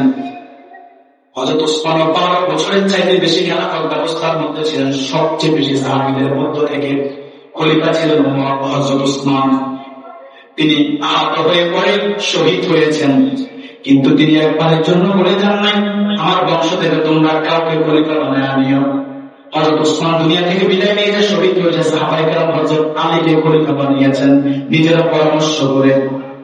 হযরত আলীও আহত হয়ে পড়ে শহীদ হয়েছেন, কিন্তু একবারের জন্য বলে যান না আমার পরে আমার সন্তান হাসান কিংবা হোসেনকে বানিও।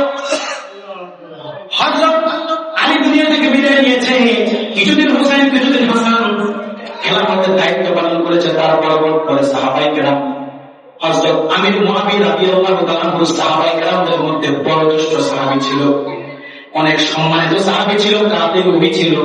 আমির মুআবিয়ার মর্যাদা অনেক বেশি, অনেক বেশি। হযরত হোসেন সবাই পরামর্শ করে আমির মুআবিয়াকে খলিফা নির্বাচন করেন, যে আমির মুআবিয়া বেঁচে আছে, আমির মুআবিয়ার দায়িত্ব পালন করবে। হযরত আমির মুআবিয়া রাদিয়াল্লাহু তাআলা যখন খেলাফতের মসনদে বসলেন, দীর্ঘকাল তিনি খেলাফতের মসনদে দায়িত্ব পালন করলেন, কিন্তু এই তো শুরু হয়ে যাচ্ছে ব্যতিক্রম ধারা। যে কাজটা বকর ওসমান কেউ করেন নাই, সেটা আমির মুআবিয়া করে ফেলেছেন। হযরত আমির মুআবিয়া দুনিয়া থেকে বিদায় নেওয়ার আগে তার সন্তান ইয়াজিদের হাতে তার অনুসারীদের বিশাল একটা অংশকে বায়াত করিয়েছেন, এবং তিনার পরে খলিফা হবে ইয়াজিদ, এটা তিনি সিদ্ধান্ত দিয়ে গিয়েছেন। এই ক্ষেত্রে কিন্তু আমার শিয়াদের মতো কিংবা যারা সাহাবী বিদ্বেষী তাদের কথায় প্রতীক হয়ে আমির মুআবিয়ার সমালোচনা করা যাবে না, আমির মুআবিয়ার বিরোধিতা করা যাবে না। কারণ আমির মুআবিয়া যে ভুলটা করেছিল এটা ছিল ইজতিহাদি খতা। মনে রাখবেন, ইজতিহাদি খতা যদি কারো হয়, ওই ভুলের মধ্যে আল্লাহ সওয়াব দিয়ে দেয়। আর যদি একটা সিদ্ধান্ত সঠিক হয় তাহলে দ্বিগুণ স্বভাব সুবহানাল্লাহ বলবেন না। আর আমির মুআবিয়া শেষ বয়সে অসুস্থ ছিলেন। কি ছিলেন? অসুস্থ ছিলেন। তার অসুস্থতাকে কাজে লাগিয়ে আর তিনি যে সিদ্ধান্তটা নিয়েছিলেন, এই ক্ষেত্রে অনেক ইতিহাস আছে, তাকে ব্ল্যাকমেল করেছেন, তাকে ব্ল্যাকমেল করা হয়েছিল। মোটের উপর তিনি যে সিদ্ধান্তটা নিয়েছিল তার সন্তানের ক্ষেত্রে, এটা ছিল ইজতিহাদি কথা। শুধু যে আমির মুআবিয়া রাদিয়াল্লাহু আনহু তার সিদ্ধান্ত ঘোষণা করেছেন তা না, আমির মুআবিয়া রাদিয়াল্লাহু আনহু বেঁচে থাকতে কিছু সংখ্যক লোক এজিদের হাতে বায়াত গ্রহণ করেছে। আসলে সমাজে কিছু লোক অতি উৎসাহী, কথা বলে না, তেল মারা শুরু করলে এমন তেল দেয়, এই তেলে নিজেই আমার পাপ মিশলায়, নিজে মিশলায় তা না, জাতিগো এই তেলের মধ্যে জাতির পাপ মিশলাই অ্যাক্সিডেন্ট ঘটে, কথা বলে না। দেখবেন সমাজে কিছু রাজনীতিবিদ আছে অতি আবেগী, বড় নেতা যদি এলাকায় আসে এমন তেল মারে, মারতে মারতে নেতা যা আছে তারপর ভয় করে, যা নাই তাও নেতার সাথে লাগায়, আছে না? তো ঠিক আমির মুআবিয়া রাদিয়াল্লাহু আনহুকে খুশি করার জন্য, আমির মুআবিয়া রাদিয়াল্লাহু আনহুকে খুশি করার জন্য তারা কি করলো? এজিদের হাতে বায়াত হয়ে গেল। এখন আমির মুআবিয়া রাদিয়াল্লাহু আনহু এজিদ সাহাবায়ে কেরামদের মধ্যে যারা বয়োজ্যেষ্ঠ সাহাবী ছিল কেউ মেনে নেন নাই, মন থেকে কেউ মানেন নাই। আমির মুআবিয়া রাদিয়াল্লাহু আনহু দুনিয়া থেকে বিদায় নিলেন। একটা সংখ্যক তো এজিদের অনুসারী হয়ে গেল, কিন্তু মদিনা অধিক সংখ্যক লোক এবং পার্শ্ববর্তী অঞ্চলের কিছু সংখ্যক লোক ইমাম হুসাইন রাদিয়াল্লাহু তাআলা আনহু বায়াত গ্রহণ করলেন। সুবহানাল্লাহ বলবেন না? ওই সময় সবচেয়ে গুরুত্বপূর্ণ একটা অঞ্চল ছিল কুফা। আপনারা ইতিহাস জানেন না? কথা বলেন। আপনারা জানেন, আমি শুধু মূল বিষয়টা মনে করা দিচ্ছি। ওই সময় একটা গুরুত্বপূর্ণ অঞ্চল ছিল কুফা। কি অঞ্চল? এবং কুফা অঞ্চলে আলেমের সংখ্যা ছিল অধিক। খোদ ইমাম আযম আবু হানিফা রাদিয়াল্লাহু তাআলা আনহুর জন্ম কুফাতে। সুবহানাল্লাহ বলবেন না? তো কুফাবাসীদের মতের একটা দাম ছিল। কুফার মানুষজন আমির মুআবিয়ার সন্তান কুখ্যাত এজিদকে নেতা মানতে রাজি হয় নাই। আরেকটা কথা বলে দেই মাসালা, আমির মুআবিয়া কিন্তু খলিফা ছিলেন না। আমির মুআবিয়া রাদিয়াল্লাহু আনহু ছিলেন আমির। কি ছিল?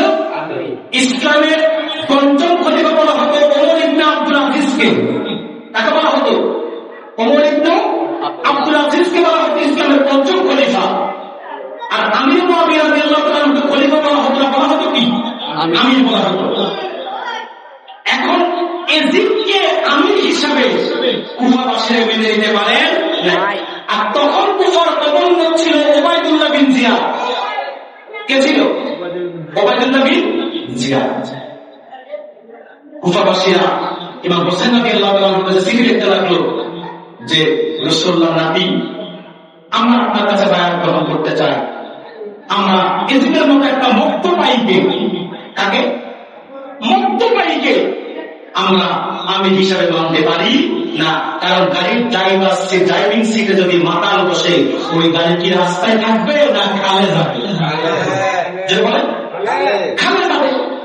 এখন একটা মত্ত পাই দুশ্চরিত্রা বেনামাজি, আহা আমার আফসোস লাগে।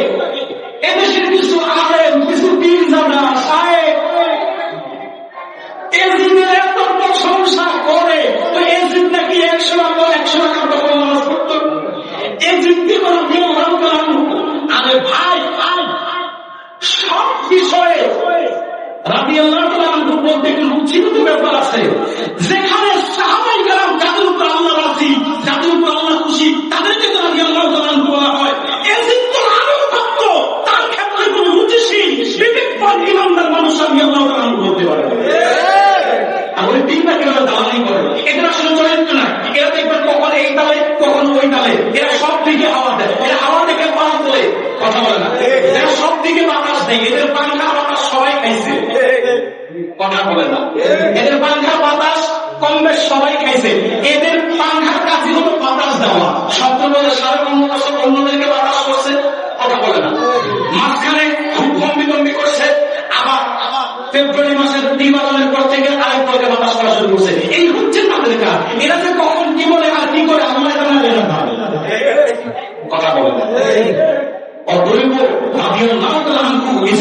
ক্ষেত্রে এটা উনি ইমামরা বলতে পারেন। আপনি বলেন তো আমার কেরাম এখানে আছে, আমি আসার সময় আপনাদের ইমাম সাহেবের বক্তব্য বিষয়ে শুনছি, খুব তেজস্বী মানুষ। আবার বাহাউদ্দিন শাহমুজি ভাই আলোচনা করেছেন, মনে রাখবেন ওলামায়ে কেরামদের থেকে জেনে নিয়ে এজিদ কাফের ছিল কি ফাসিক ছিল এটা নিয়ে ওলামায়ে কেরামদের মধ্যে মতপার্থক্য আছে, কিন্তু এজিদ ভালো মানুষ ছিল এটা নিয়ে তার মধ্যে এজিদ যে ভালো মানুষ ছিল এই কথা কোনো ওলামায়ে কেরাম বলেন নাই। কাফের কি কাফের না সেটা মাসালার বিষয়, কথা বলে না, সেটা এক এক আলেমের এক এক দর্শন। কথা বলেন ওলামায়ে কেরামরা তাদের কোরআন হাদিস গবেষণা করে মতামত একটা সিদ্ধান্তে পৌঁছায়। এই ক্ষেত্রে সিদ্ধান্ত দুইজনের দুই রকম হতে পারে, পারে না? এখন এজিদের ক্ষেত্রে কেউ বলেছে ফাসিক, কেউ বলেছে কাফের। কথা বলেন, আমিও কাফের বলে আমি ফাসিক বলি না, কারণ বলে কাফের বলার অনেক কারণ আছে। আপনারা কি বলেন? আপনারা কাফের বল, আমিও ওই কাফের, কারণ রাসূলুল্লাহ বলবেন হুজুর ইমাম হুসাইনকে এজিদ জবাই করে নাই। আবার বলবে অনেক আলেমরা বলে এজিদ নির্দেশ দেয় নাই। আমি পাল্টা তাদেরকে প্রশ্ন করি এজিদ নির্দেশ দেয় নাই, কিন্তু তখন তো ইসলামী শাসন ব্যবস্থা ছিল। এখন ইসলামী শাসন ব্যবস্থার আলোকে হত্যার বদল হত্যা, যেই সীমা ইমাম হুসাইন রাদিয়াল্লাহু আনহুর গর্দানকে আলাদা করেছে, এজিদ কি সেই সীমার গর্দানকে আলাদা করেছে? না। এজিদ কি ইমাম হুসাইনের হত্যার বিচার করেছে? না। যেই এজিদ ইমাম হুসাইনের হত্যার বিচার করে নাই, তার মানে সেই এজিদ কে ছিল হুসাইনের সাহাবা। কোন সন্ধ্যায় এজিদকে ভালো মানুষ বলবেন, কাফের বলবেন না? এবং ইমাম আহমদ আনন্দ বলছে যে এজিদ রাসূলুল্লাহ সাল্লাল্লাহু আলাইহি ওয়াসাল্লামকে বিশ্বাস করছে না। এজিদ মদ পান করত, এজিদ নারীদেরকে নিয়ে নাচ গান করত। নাচগুলো বলবেন না? আপনি তারে রাদিয়াল্লাহু আনহু কিভাবে বলেন, ভালো মানুষ কিভাবে বলেন? নাউযুবিল্লাহ, নাউযুবিল্লাহ। তো যে কথা বলতে চেয়েছিলাম, একটা মদ্যপায়ী, কথা বলেন, একটা মদ্যপায়ী যদি ড্রাইভিং সিটে বসে, আপনার গাড়ি কি রাস্তায় থাকবে না খাবে যাবে? যদি বলেন আপনার গাড়ি কি রাস্তায় থাকবে না খাবে যাবে? এখন রাষ্ট্রের দায়িত্বে নেতৃত্বে কর্তৃত্বে যে যাবে, সে যদি দুশ্চরিত্রা হয়, সে যদি মদ্যপায়ী হয়, সে রাষ্ট্রের অবস্থা কেমন হবে? কথা বলেন। আমি একটা উদাহরণ দিই। মনে করেন আপনাদের এই বাজারঘাট থেকে আপনার কোরবানটা কি জানি ওই কলেজটা কি মিয়াদর ঘাট থেকে বাসে উঠলেন, কয় সিট? 50 সিট।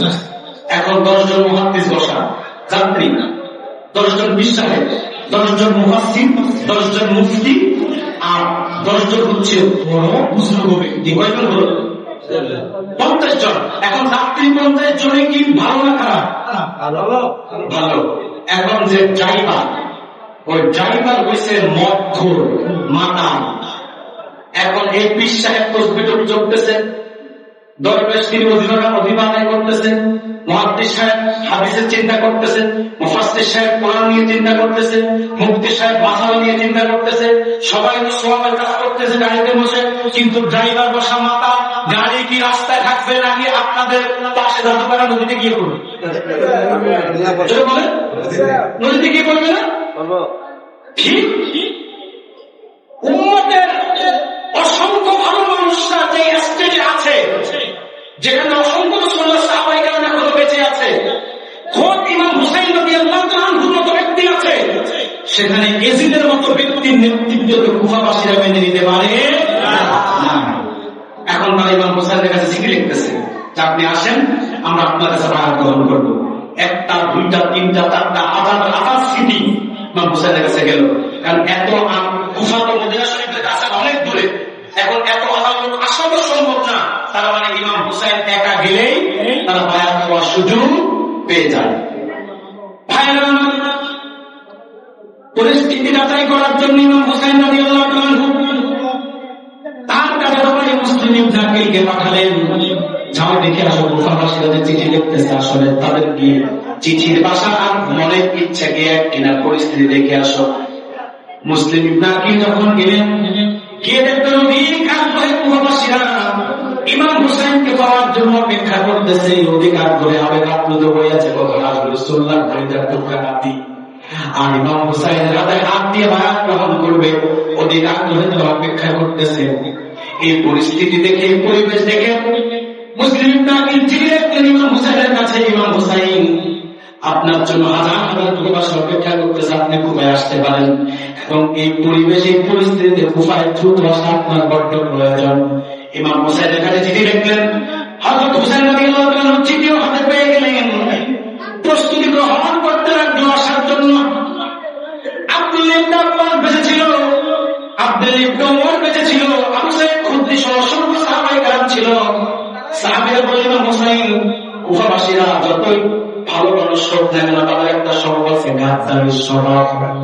কি স্বভাব? গাদ্দারির স্বভাব। তারা যে কোনো মুহূর্তে চোখ ঘাড়ে নিতে পারে।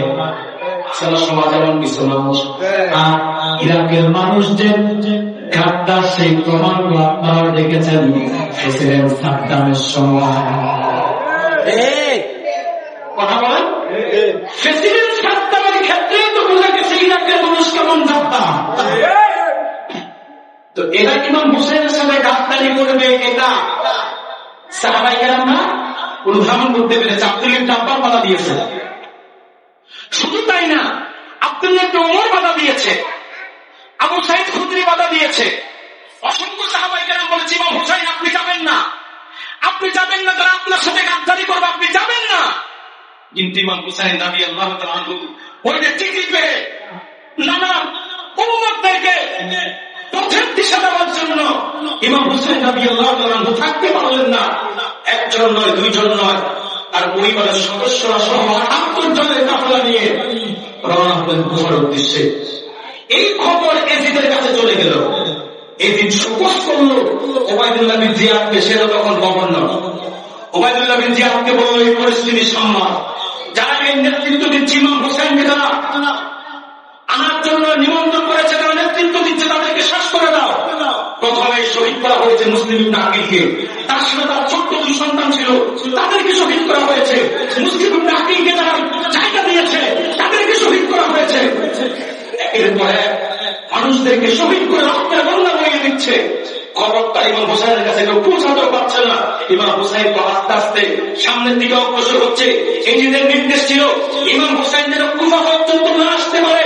যতই পথে যাবে না কেন, ইমাম হুসাইন যদি কুফায় চলে আসে তাহলে গতি অন্যদিকে ঘুরে যাবে, কুফাবাসীকে দমিয়ে রাখতে পারবে না।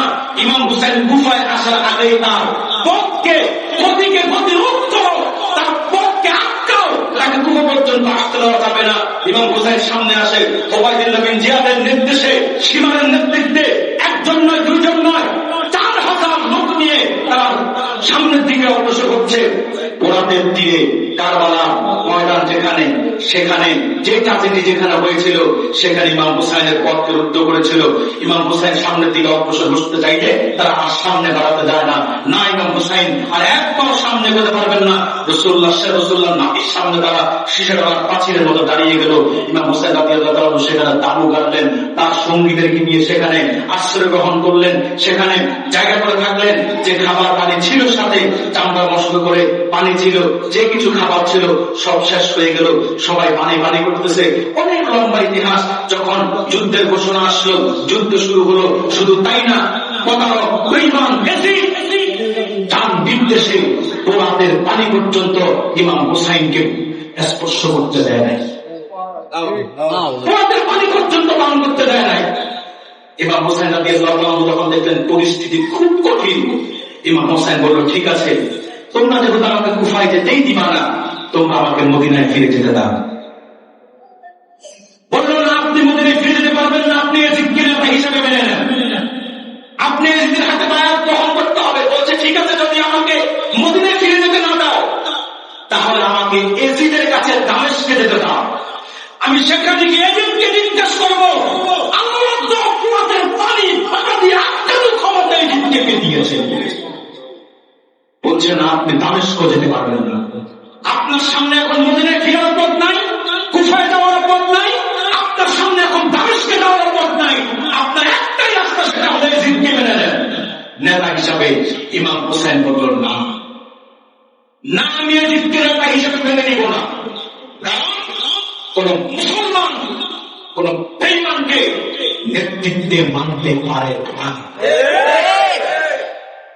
মুসলমানের নেতৃত্বে কি মুসলমান দিবে না বেঈমান দিবে? আমার বড় দুঃখ লাগে, আমরা নেতা নির্বাচনের ক্ষেত্রে ইসলামের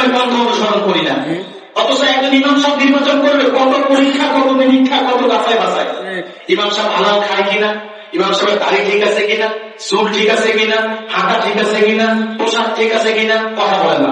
ইমাম সাহেব সব খোঁজ খবর দিয়া তারপরে ইমাম সাহেব বউ হত্যা করে কিনা সেই খবর নেয়, কথা বলে না।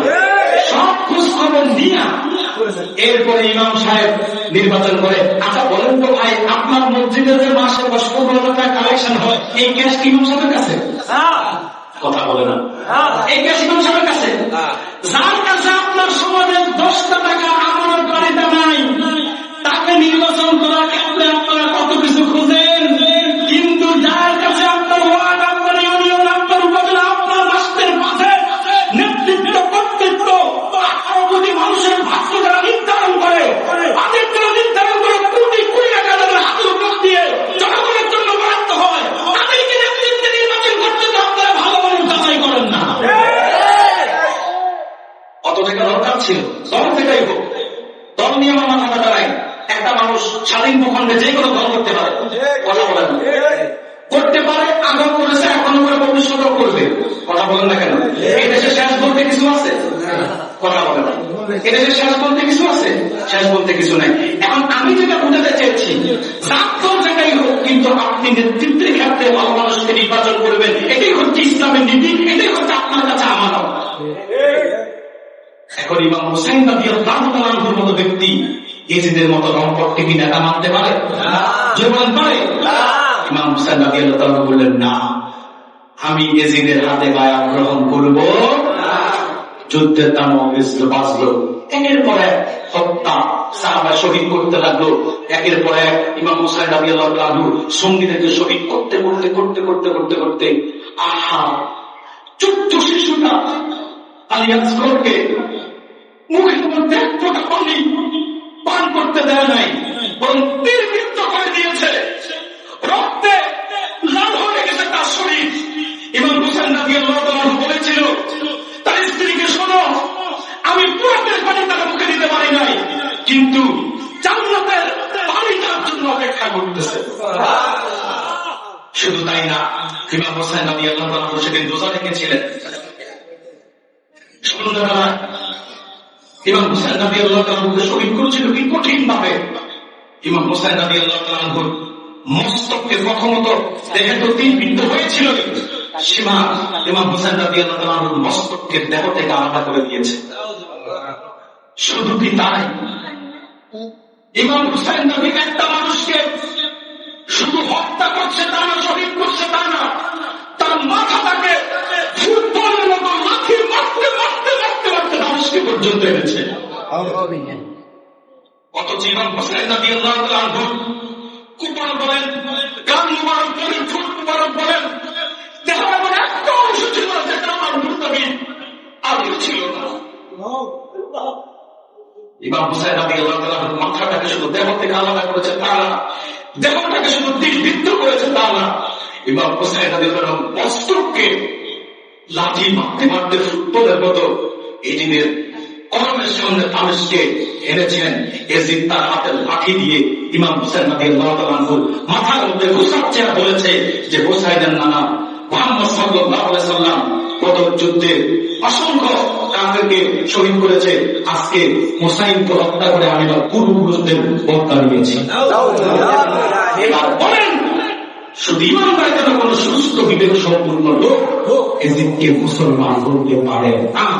ইসলামের লেবাস সাইনবোর্ড ব্যবহার করলে কি মুসলমান হয় না? মনে রাখবেন, দাড়ি থাকলে কি মুসলমান হয়ে যায় না, টুপি থাকলে কি মুসলমান হয়ে যায় না।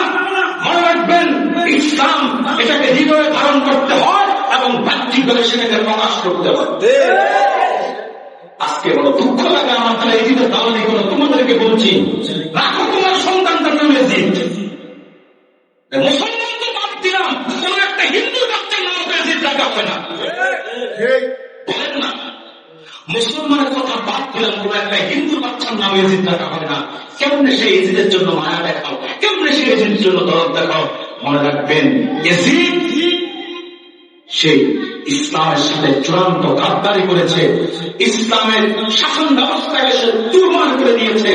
রাসূলুল্লাহ কলিজার টুকরা নাতি চার ইশারাতে শাহাদাত বরণ করেছে। করেছে, সেই এজিদের সাথে আমাদের বিন্দু পরিমাণ ন্যূনতম মহাব্বতের ছিটাফোঁটাও থাকতে পারে না। যাদের অন্তরে বেহাকি আছে, মুনাফিকি আছে, তারাই শুধুমাত্র এজিদের সাথে মহাব্বত রাখতে পারে, তারাই এজিদের ভালো কাজ কাজ করে বলে এজিদের প্রশংসা করতে পারে, তারাই এজিদকে আগে দাঁড়াতে বলতে পারে। আমরা সেটা বলি না। চূড়ান্ত কথা, এই যে কারবালার ঘটনা কেন ঘটল? ইসলামের শাসন ব্যবস্থার জন্য, ভালো নেতা নেতৃত্ব এবং কর্তৃত্বের জন্য, আল্লাহর জমিনে আল্লাহর বিধানের উপর ইস্তেকামাত থাকার জন্য। এখন বলি হুজুর, ইমাম হুসাইন তো দুনিয়া থেকে বিদায় নিয়েছে, এজিদ তো বেঁচে ছিল, ইমাম হুসাইন তো বিদায় নিয়েছে, তাহলে জয় কার হয়েছে, পরাজয় কার হয়েছে? মনে রাখবেন, শুধু এস্টেট ছিনিয়ে আনলে জয় হয় না, অনেক সময় জিতার জন্য হাঁটতে হয়। শুধু জিতলে সব জিতা হয় না, অনেক সময় জিতার জন্য হাঁটতে হয়। ইমাম হুসাইন রাদিয়াল্লাহু আনহু শাহাদাতে তিনি পরাজিত হন নাই, বরং তিনি শাহাদাতের মাধ্যমে দ্বীনের পথ সুগম হয়েছে, ইসলামের রাস্তা প্রসারিত হয়েছে। ইমাম হুসাইনের শাহাদাতের মাধ্যমে দ্বীন জিন্দা হয়েছে। জমিনের মধ্যে ইমাম হুসাইনের রক্ত ঝরে আল্লাহ দ্বীনের জন্য গোটা জমিনটাকে উর্বর করে দিয়েছে।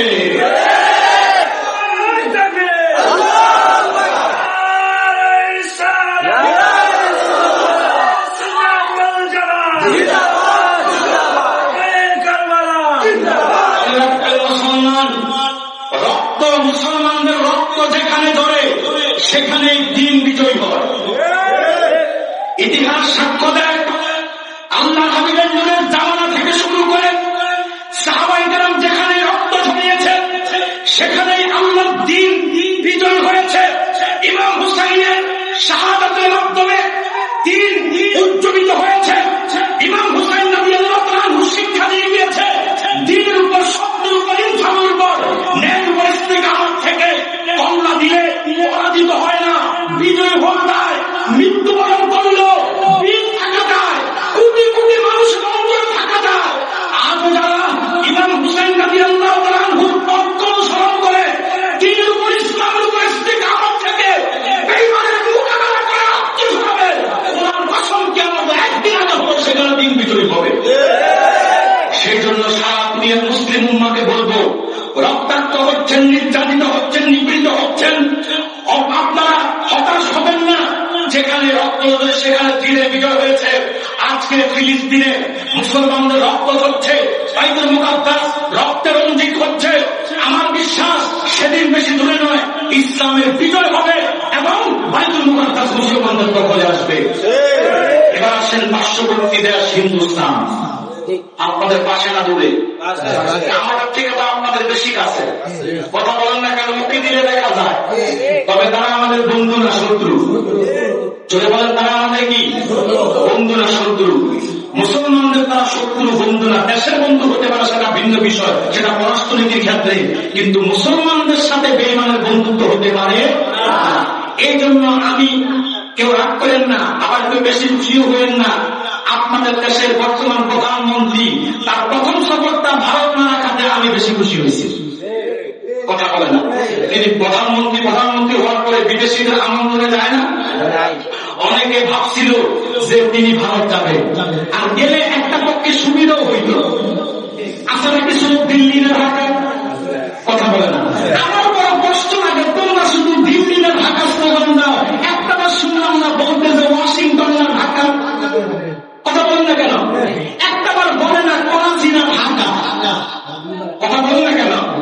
তো এ যারা দিল্লি না ঢাকা এই সাইনবোর্ড, এই স্লোগান দিয়ে আইওয়াশ করে মানুষের সেন্টিমেন্টকে কাজে রাখা, এর একটা সুযোগ পাইতো না? এরাও সুযোগ পায় নাই। পাশাপাশি ভারত সব সময় মনে করে যে আমরা তাদের কাছে জিম্মি। কথা বলেন না কেন? কিন্তু ভারত কিছুটা বুঝতে সক্ষম হয়েছে যে বাংলাদেশে এখন আর লেজুর ভিত্তি নাই, এখনকার জনগণ আর কারো পা চাটতে চায় না, স্বাধীনতার স্বাদ গ্রহণ করতে চায়। কথা বলেন না কেন? এই জন্য বর্তমান বর্তমান প্রধানমন্ত্রী মালয়েশিয়া হয়ে চীন সফরটাকে আমার খুব ভালো লেগেছে, এটার জন্য আমি সাধুবাদ জানাচ্ছি। আলহামদুলিল্লাহ বলবেন না? এটাই বুঝছি, কাউকে নিজেদের স্বাধীনতার উপরে দাদাগিরি, কর্তৃত্ব, নেতাগিরি করতে দেওয়া ঠিক না। আমরা আমাদের স্বাধীনতার স্বাদ নিয়ে বাঁচবো। হ্যাঁ, পার্শ্ববর্তী দেশের সাথে আমাদের পরামর্শ করার পরে পররাষ্ট্রনীতির নীতিতে সম্পর্ক থাকবে, কিন্তু কোনোভাবে আমাদের মুরব্বিয়ানা করার সুযোগ তাদের না। পৃথিবীতে সবাই সবাই বন্ধু, কিন্তু কেউ কারো প্রভু না, কেউ কারো প্রভু না। তো যে কথাটা বলতে চাইছিলাম, ভারত আমাদের মুসলমানদের, আমাদের মধ্যে রাষ্ট্রের না, মুসলমানদের বন্ধুরা শত্রু, শত্রু। এখন ভারতে এই যে মুসলমান নিধনের পরিস্থিতি চলছে না, কথা বলে না। আপনারা জানেন কিছুদিন আগে বিজেপি সরকার ক্ষমতা আসছিল, কি পরিমাণ মুসলমানদের বাড়ি করে ভেঙেছে, মসজিদ ভেঙেছে, জানে নাই? কথা বলেন না কেন? শুধু তাই না, মুসলমানদের মসজিদ থেকে মুসলমানদেরকে বের করে দিয়েছে, মুসলমানদের মসজিদের মধ্যে মুসলমানদেরকে রক্তাক্ত করেছে। বহু অঞ্চলে, ভারতের পশ্চিমবঙ্গ, আসাম সহ বহু অঞ্চলে মুসলমানদের ঘরবাড়িকে ভেঙে দিয়েছে। মনে রাখবেন, মুসলমানদের প্রতি ভারত যত কঠোর হবে, ওনার কসম ভারত তত খণ্ড বিখণ্ড হওয়ার পথ সহজ হবে। এখন তো অখণ্ড ভারত, এখন কি অখণ্ড ভারত, কিন্তু মুসলমানদের সাথে মোদি যত দুশ্মনী করবে, ভারত তত খণ্ড বিখণ্ড হবে। শুধু তাই না, মুসলমানদের ধৈর্যের ভাগ যেদিন ভেঙে যাবে, ভারতের পার্শ্ববর্তী মুসলিম দেশের যুবকরা যখন ভারতের অভিমুখে মার্চ করবে, গাজওয়াই হিন্দের দাওয়া যখন বেঁধে উঠবে, তার কসম, যেই মুসলমানরা শাসন করেছিল, সেদিন বেশি দূরে না, গাজওয়াই হিন্দের মাধ্যমে যে ভারতে এখন মুসলমানদের রক্ত করতেছে, আমার সেই ভারতে আল্লাহ দ্বীনের পতাকা উত্তীর্ণ হবে এবং ভারতবর্ষ আবার মুসলমানদের হয়ে যাবে ইনশাআল্লাহ। গাজওয়াই হিন্দের জন্য আপনারা প্রস্তুত আছেন? প্রস্তুত আছেন? মনে রাখবেন, মুসলমান দল আমাদের যার থেকেই হোক, মত আমাদের যার থেকেই হোক, ইসলাম মুসলমানের সাথে আমরা কে ভারতের মুসলমানকে, বাংলাদেশের কে, পাকিস্তানের কে, আরবের কে, আমেরিকাকে, চীনকে, রাশিয়ার, পৃথিবীর যেই প্রান্তে মুসলমান থাকুক না কেন, আমরা গোটা জাতি এক দেহের মতো। আমার কোন মুসলিম ভাইকে যদি কোন কাফের নির্যাতন করে, আমার মুসলিম ভাই একা ব্যতীত হয় না, আমিও তাদের ব্যতীত হই, আমিও তাদের ব্যতীত হই কি হই না? ভারতের মধ্যে যখন মুসলমান এবং হিন্দুদের মধ্যে চূড়ান্ত লড়াই বেঁধে যাবে, খোদার কসম করে বলছি, খোদার কসম করে বলছি, খোদার কসম করে বলছি, গাজওয়াই হিন্দের থামা যখন বাঁচবে, বাংলাদেশের যুবকরা সবচেয়ে বেশি, মুসলিম যুবকরা রক্ত দিবে, বাংলাদেশের মুসলিম যুবকরা সবচেয়ে বেশি রক্ত দিবে। আর ওই রক্ত যারা দিবে, শাহাদাত যারা বরণ করবে, আল্লাহ তাদেরকে ওই সাহাবীদের শাহাদাতের মর্যাদা দিবে। সুবহানাল্লাহ বলবেন না? সেই গাজওয়াই হিন্দের পরে আবার ভারত, যেই ভারতের 700 বছর মুসলমানরা শাসন করেছিল, আবার সেই ভারতে দিল্লির লাল কেল্লায় কালিমার পতাকা উঠবে ইনশাআল্লাহ। এই স্বপ্ন আপনারা দেখেন ইনশাআল্লাহ। দিল্লি কেন, আমেরিকা, ওয়াশিংটন কালিমার পতাকা উঠবে ইনশাআল্লাহ। গোটা পৃথিবীর প্রত্যেকটা ভূখণ্ড হবে ইসলাম মুসলমানের। এই জমিন আল্লাহ, এই আল্লাহর জমিনে আল্লাহ দিন আজ হোক কাল হোক বিজয়ী হবেই হবে, বিজয়ী হবেই হবে। তবে এমনি এমনি না, মুসলমানদের শাহাদাতের বিনিময়ে রক্তের এক সাগর রক্তের মাধ্যমে আল্লাহর জমিনে আল্লাহ দিন বিজয়ী হবে। আর সেই দিন বিজয়ের সময় যখন আসবে, আমরা কেউ পিছু হটবো না। ইমাম হুসাইন রাদিয়াল্লাহু তাআলা নীতিতে প্রথম থেকে তার ইসলামের প্রতি ত্যাগের শিক্ষায় শিক্ষিত হয়ে সেই শিক্ষা গ্রহণ করে আমরা আমাদের বুকের তপ্ত লোক আমরা ঠেলে দিব ইনশাআল্লাহ দিনের জন্য।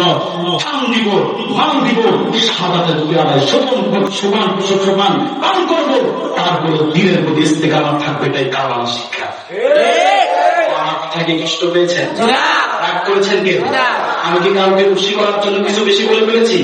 কাউকে রাগ করার খুশি কিছু করেছি? মোটেও না। কারোর সাথে আমার ব্যক্তিগত দ্বন্দ্ব 100 পরিমাণও নাই। যা বলি দিনের স্বার্থে, ইসলামের স্বার্থে, মুসলমানদের স্বার্থ রক্ষার স্বার্থে। ইসলাম মুসলমানের ক্ষেত্রে আমরা কারোর সাথে আমাদের কোনো আপোষ নাই। সম্মানিত সুধী, যে কথাগুলো বলেছি, বলতে চাইছিলাম 1 ঘন্টা কথা বলতে, এখন প্রায় 1 ঘন্টা 40 মিনিট হয়ে গেছে। এরও পাই নাই। আপনারা কষ্ট বেশি পেয়ে ফেলছেন? যাই হোক, কেউ কষ্ট পেল, দুঃখ প্রকাশ করছি।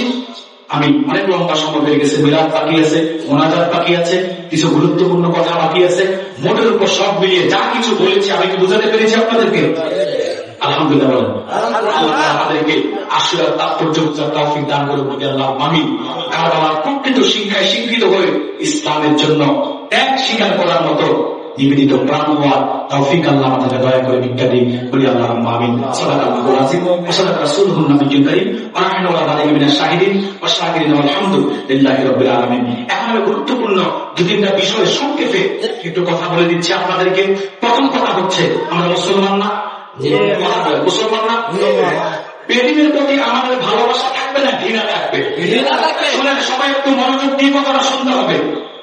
এই কথাটা কেন বলতেছি বুঝবেন এক মিনিট পরে। আমরা এখানে যারা বসে আছি আমাদের সবার পরিচয় কি বলেন না? অনেকে হুজুর কি বলতে চাইতেছে? আমরা সবাই কি বেদিনের প্রতি আমাদের কি ভালোবাসা থাকবে না ঘৃণা থাকবে? এই যে বর্তমানে যেটা চলতেছে, কথা বলে না, বিশ্বকাপ খেলা, আমি আসার পথে সেই কুমিল্লা থেকে আপনাদের মোটামুটি তাহিবি পর্যন্ত কত পতাকা যে দেখছি, তবে বিশেষ করে দুইটা, একটা কি জানে আর্জেন্টিনা, একটা কি ব্রাজিল। আচ্ছা বলেন তো ভাই, আর্জেন্টিনা তারা মুসলমান না বেঈমান? ব্রাজিলের তারা, আরো যে কয়টা আছে কয়েকটা মুসলিম দেশ আছে, আছে না? কিন্তু এই যে আর্জেন্টিনা ব্রাজিলের জন্য এই উন্মাদনা, এটা কি মুসলমানের বৈশিষ্ট্য? আপনি বিনোদনের উদ্দেশ্যে খেলা দেখতে পারেন, সেটা ভিন্ন বিষয়, কিন্তু খেলা দেখতে গিয়ে আপনি যদি কবিরা গুণাগার হন কিংবা এমন পর্যায়ে চলে যদি ইমামও নষ্ট হতে পারে, তো ওই খেলা দেখা মুসলমানদের জন্য জায়েজ? আর যদি আপনি বিনোদনের জন্য দেখেন সেটা ভিন্ন বিষয়, তবে আবেগকে নিয়ন্ত্রণ রাখতে হবে। কিন্তু মুসলমানরা শুধু কি আপনার বিনোদনের জন্য খেলে না, খেলা দেখেন, নাকি খেলাটাকে এখন আপনার জুয়া বানায় ফেলছেন? মুসলমানের দেশে এই যে একটা মুসলিম ভূখণ্ডে বেঈমানের পতাকা উঠতেছে, এটাকে ইসলামকে ছোট করা না? কথা বলেন, এটা ইসলামকে ছোট করা না? আরে ভাই, শুধু ইসলামকে ছোট করা না, নিজের দেশের পতাকাকেও ছোট করা। কথা বলেন না কেন? এগুলা থেকে বেঁচে থাকবেন। এরপরে যুবকরা দেখবেন আর্জেন্টিনা ব্রাজিলের গেঞ্জি করে সবাই মাশাআল্লাহ চলতেছে। আপনি বলেন তো ভাই, এই যে আর্জেন্টিনার যে গেঞ্জি, এই গেঞ্জির মধ্যে দেখবেন একটা মূর্তির মতো কি জানি আছে, সূর্য না কি জানি একটা আছে, ঘুরে বেড়া করে, আসলে একটা কিছু আছে, এটা মনে হয় তার লোগো। এখন আপনি বলেন এটা পড়ে নামাজ পড়লে নামাজ হবে? আপনার হবে, নামাজ পড়লে নামাজ হবে। কিন্তু আপনি দেখবেন আপনার এলাকাতেও দু চারজন যুবক আছে আর্জেন্টিনার গেঞ্জি গায়ে নিয়ে নামাজ পড়তেছে। কথা বলেন না কেন? শুধু তাই না, আল্লাহর হাদিস, রাসূলুল্লাহ বলেছেন, মান তাশাব্বাহা বিকওমিন ফাহুয়া মিনহুম, যে ব্যক্তি যে সম্প্রদায়ের কৃষ্টি কালচার সংস্কৃতি রীতিনীতি গ্রহণ করবে সে সম্প্রদায়ের অন্তর্ভুক্ত বলে গণ্য হবে।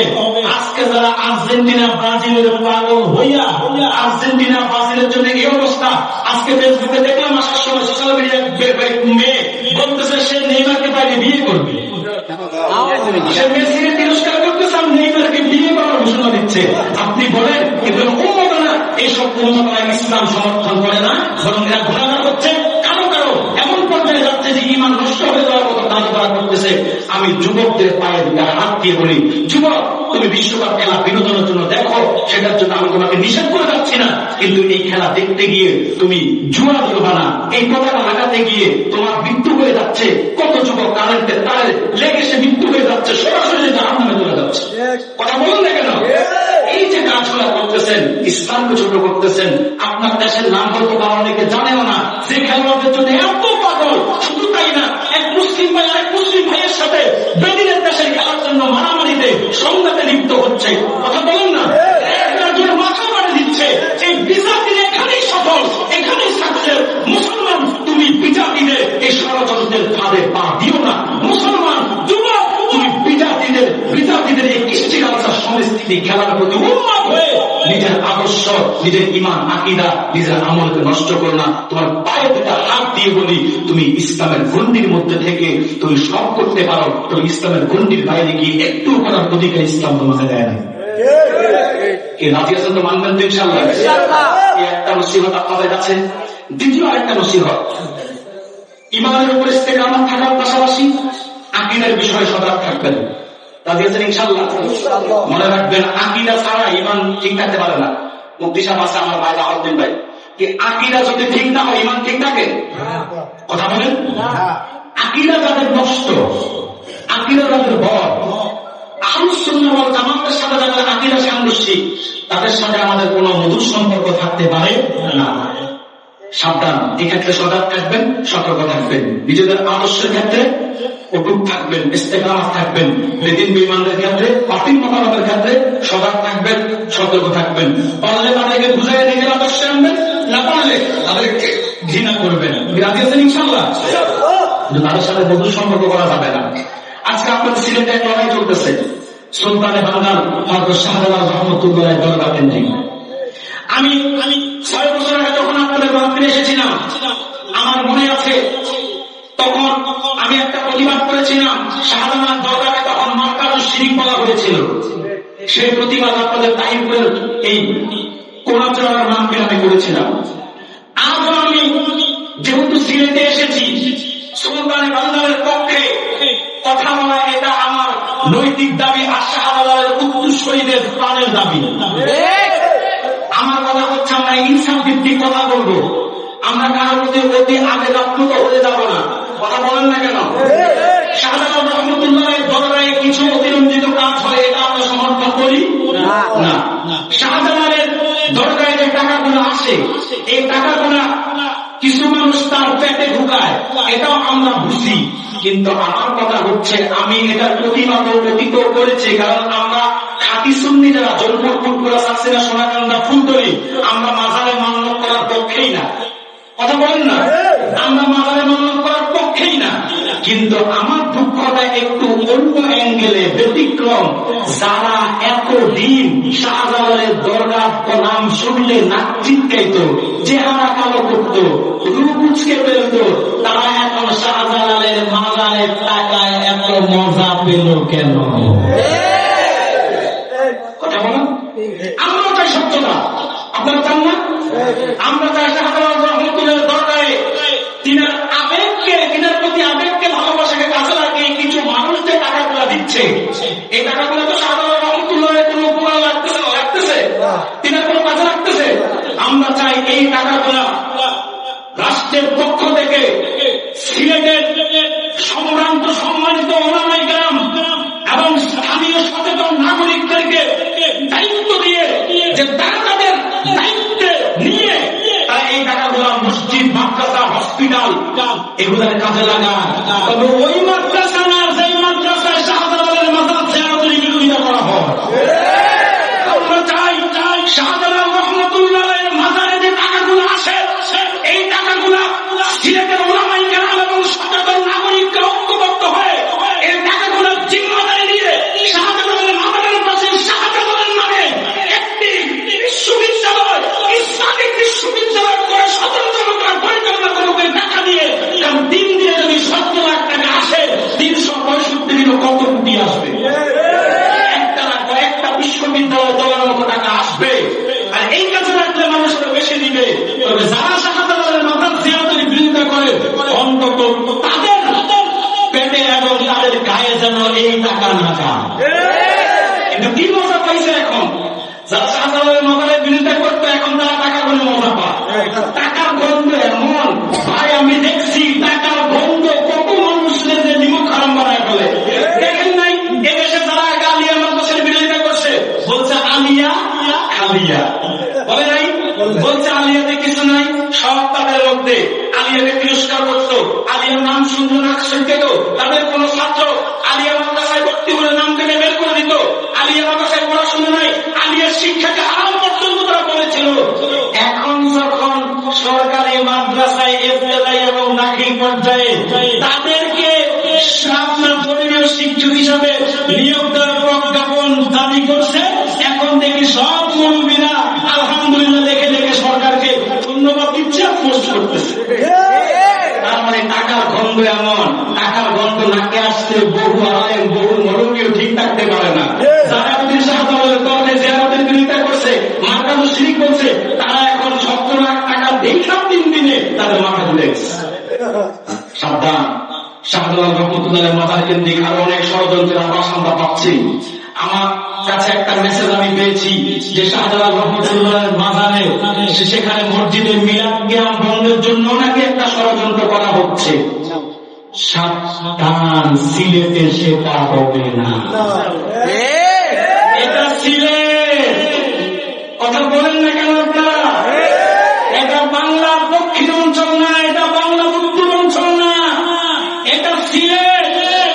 এটা শাহজালাল রহমতুল্লাহ উর্বর করে গিয়েছে। আল্লামা ফুলতলী সাহেব রহমতুল্লাহ তার গোটা জীবন মেহনত করে আকীদায়ে আহলে সুন্নাত ওয়াল জামাতের রঙে সিলেটের মানুষকে রঙিন করে দিয়েছে। আহলে সুন্নাত ওয়াল জামাতের আকীদা, আদর্শ, আমেল, আমল এবং সুন্নি জনতার আবেগকে নিয়ে যদি ষড়যন্ত্র করা হয়, সিলেটের শাহজালালের দরগায় আহলে সুন্নাত ওয়াল জামাতের অনুসারীদের একটা মুহাম্মদের কাজ নিয়ে যদি ষড়যন্ত্র করা হয়, কেন রাখবে না? শুধু ফুলতলী সাহেবের অনুসারে যদি গর্ত ওঠে, তার কসম গৌর গোবিন্দের বেতার তারা সিলেট ছেড়ে বারবার পথে উঠতে পারে।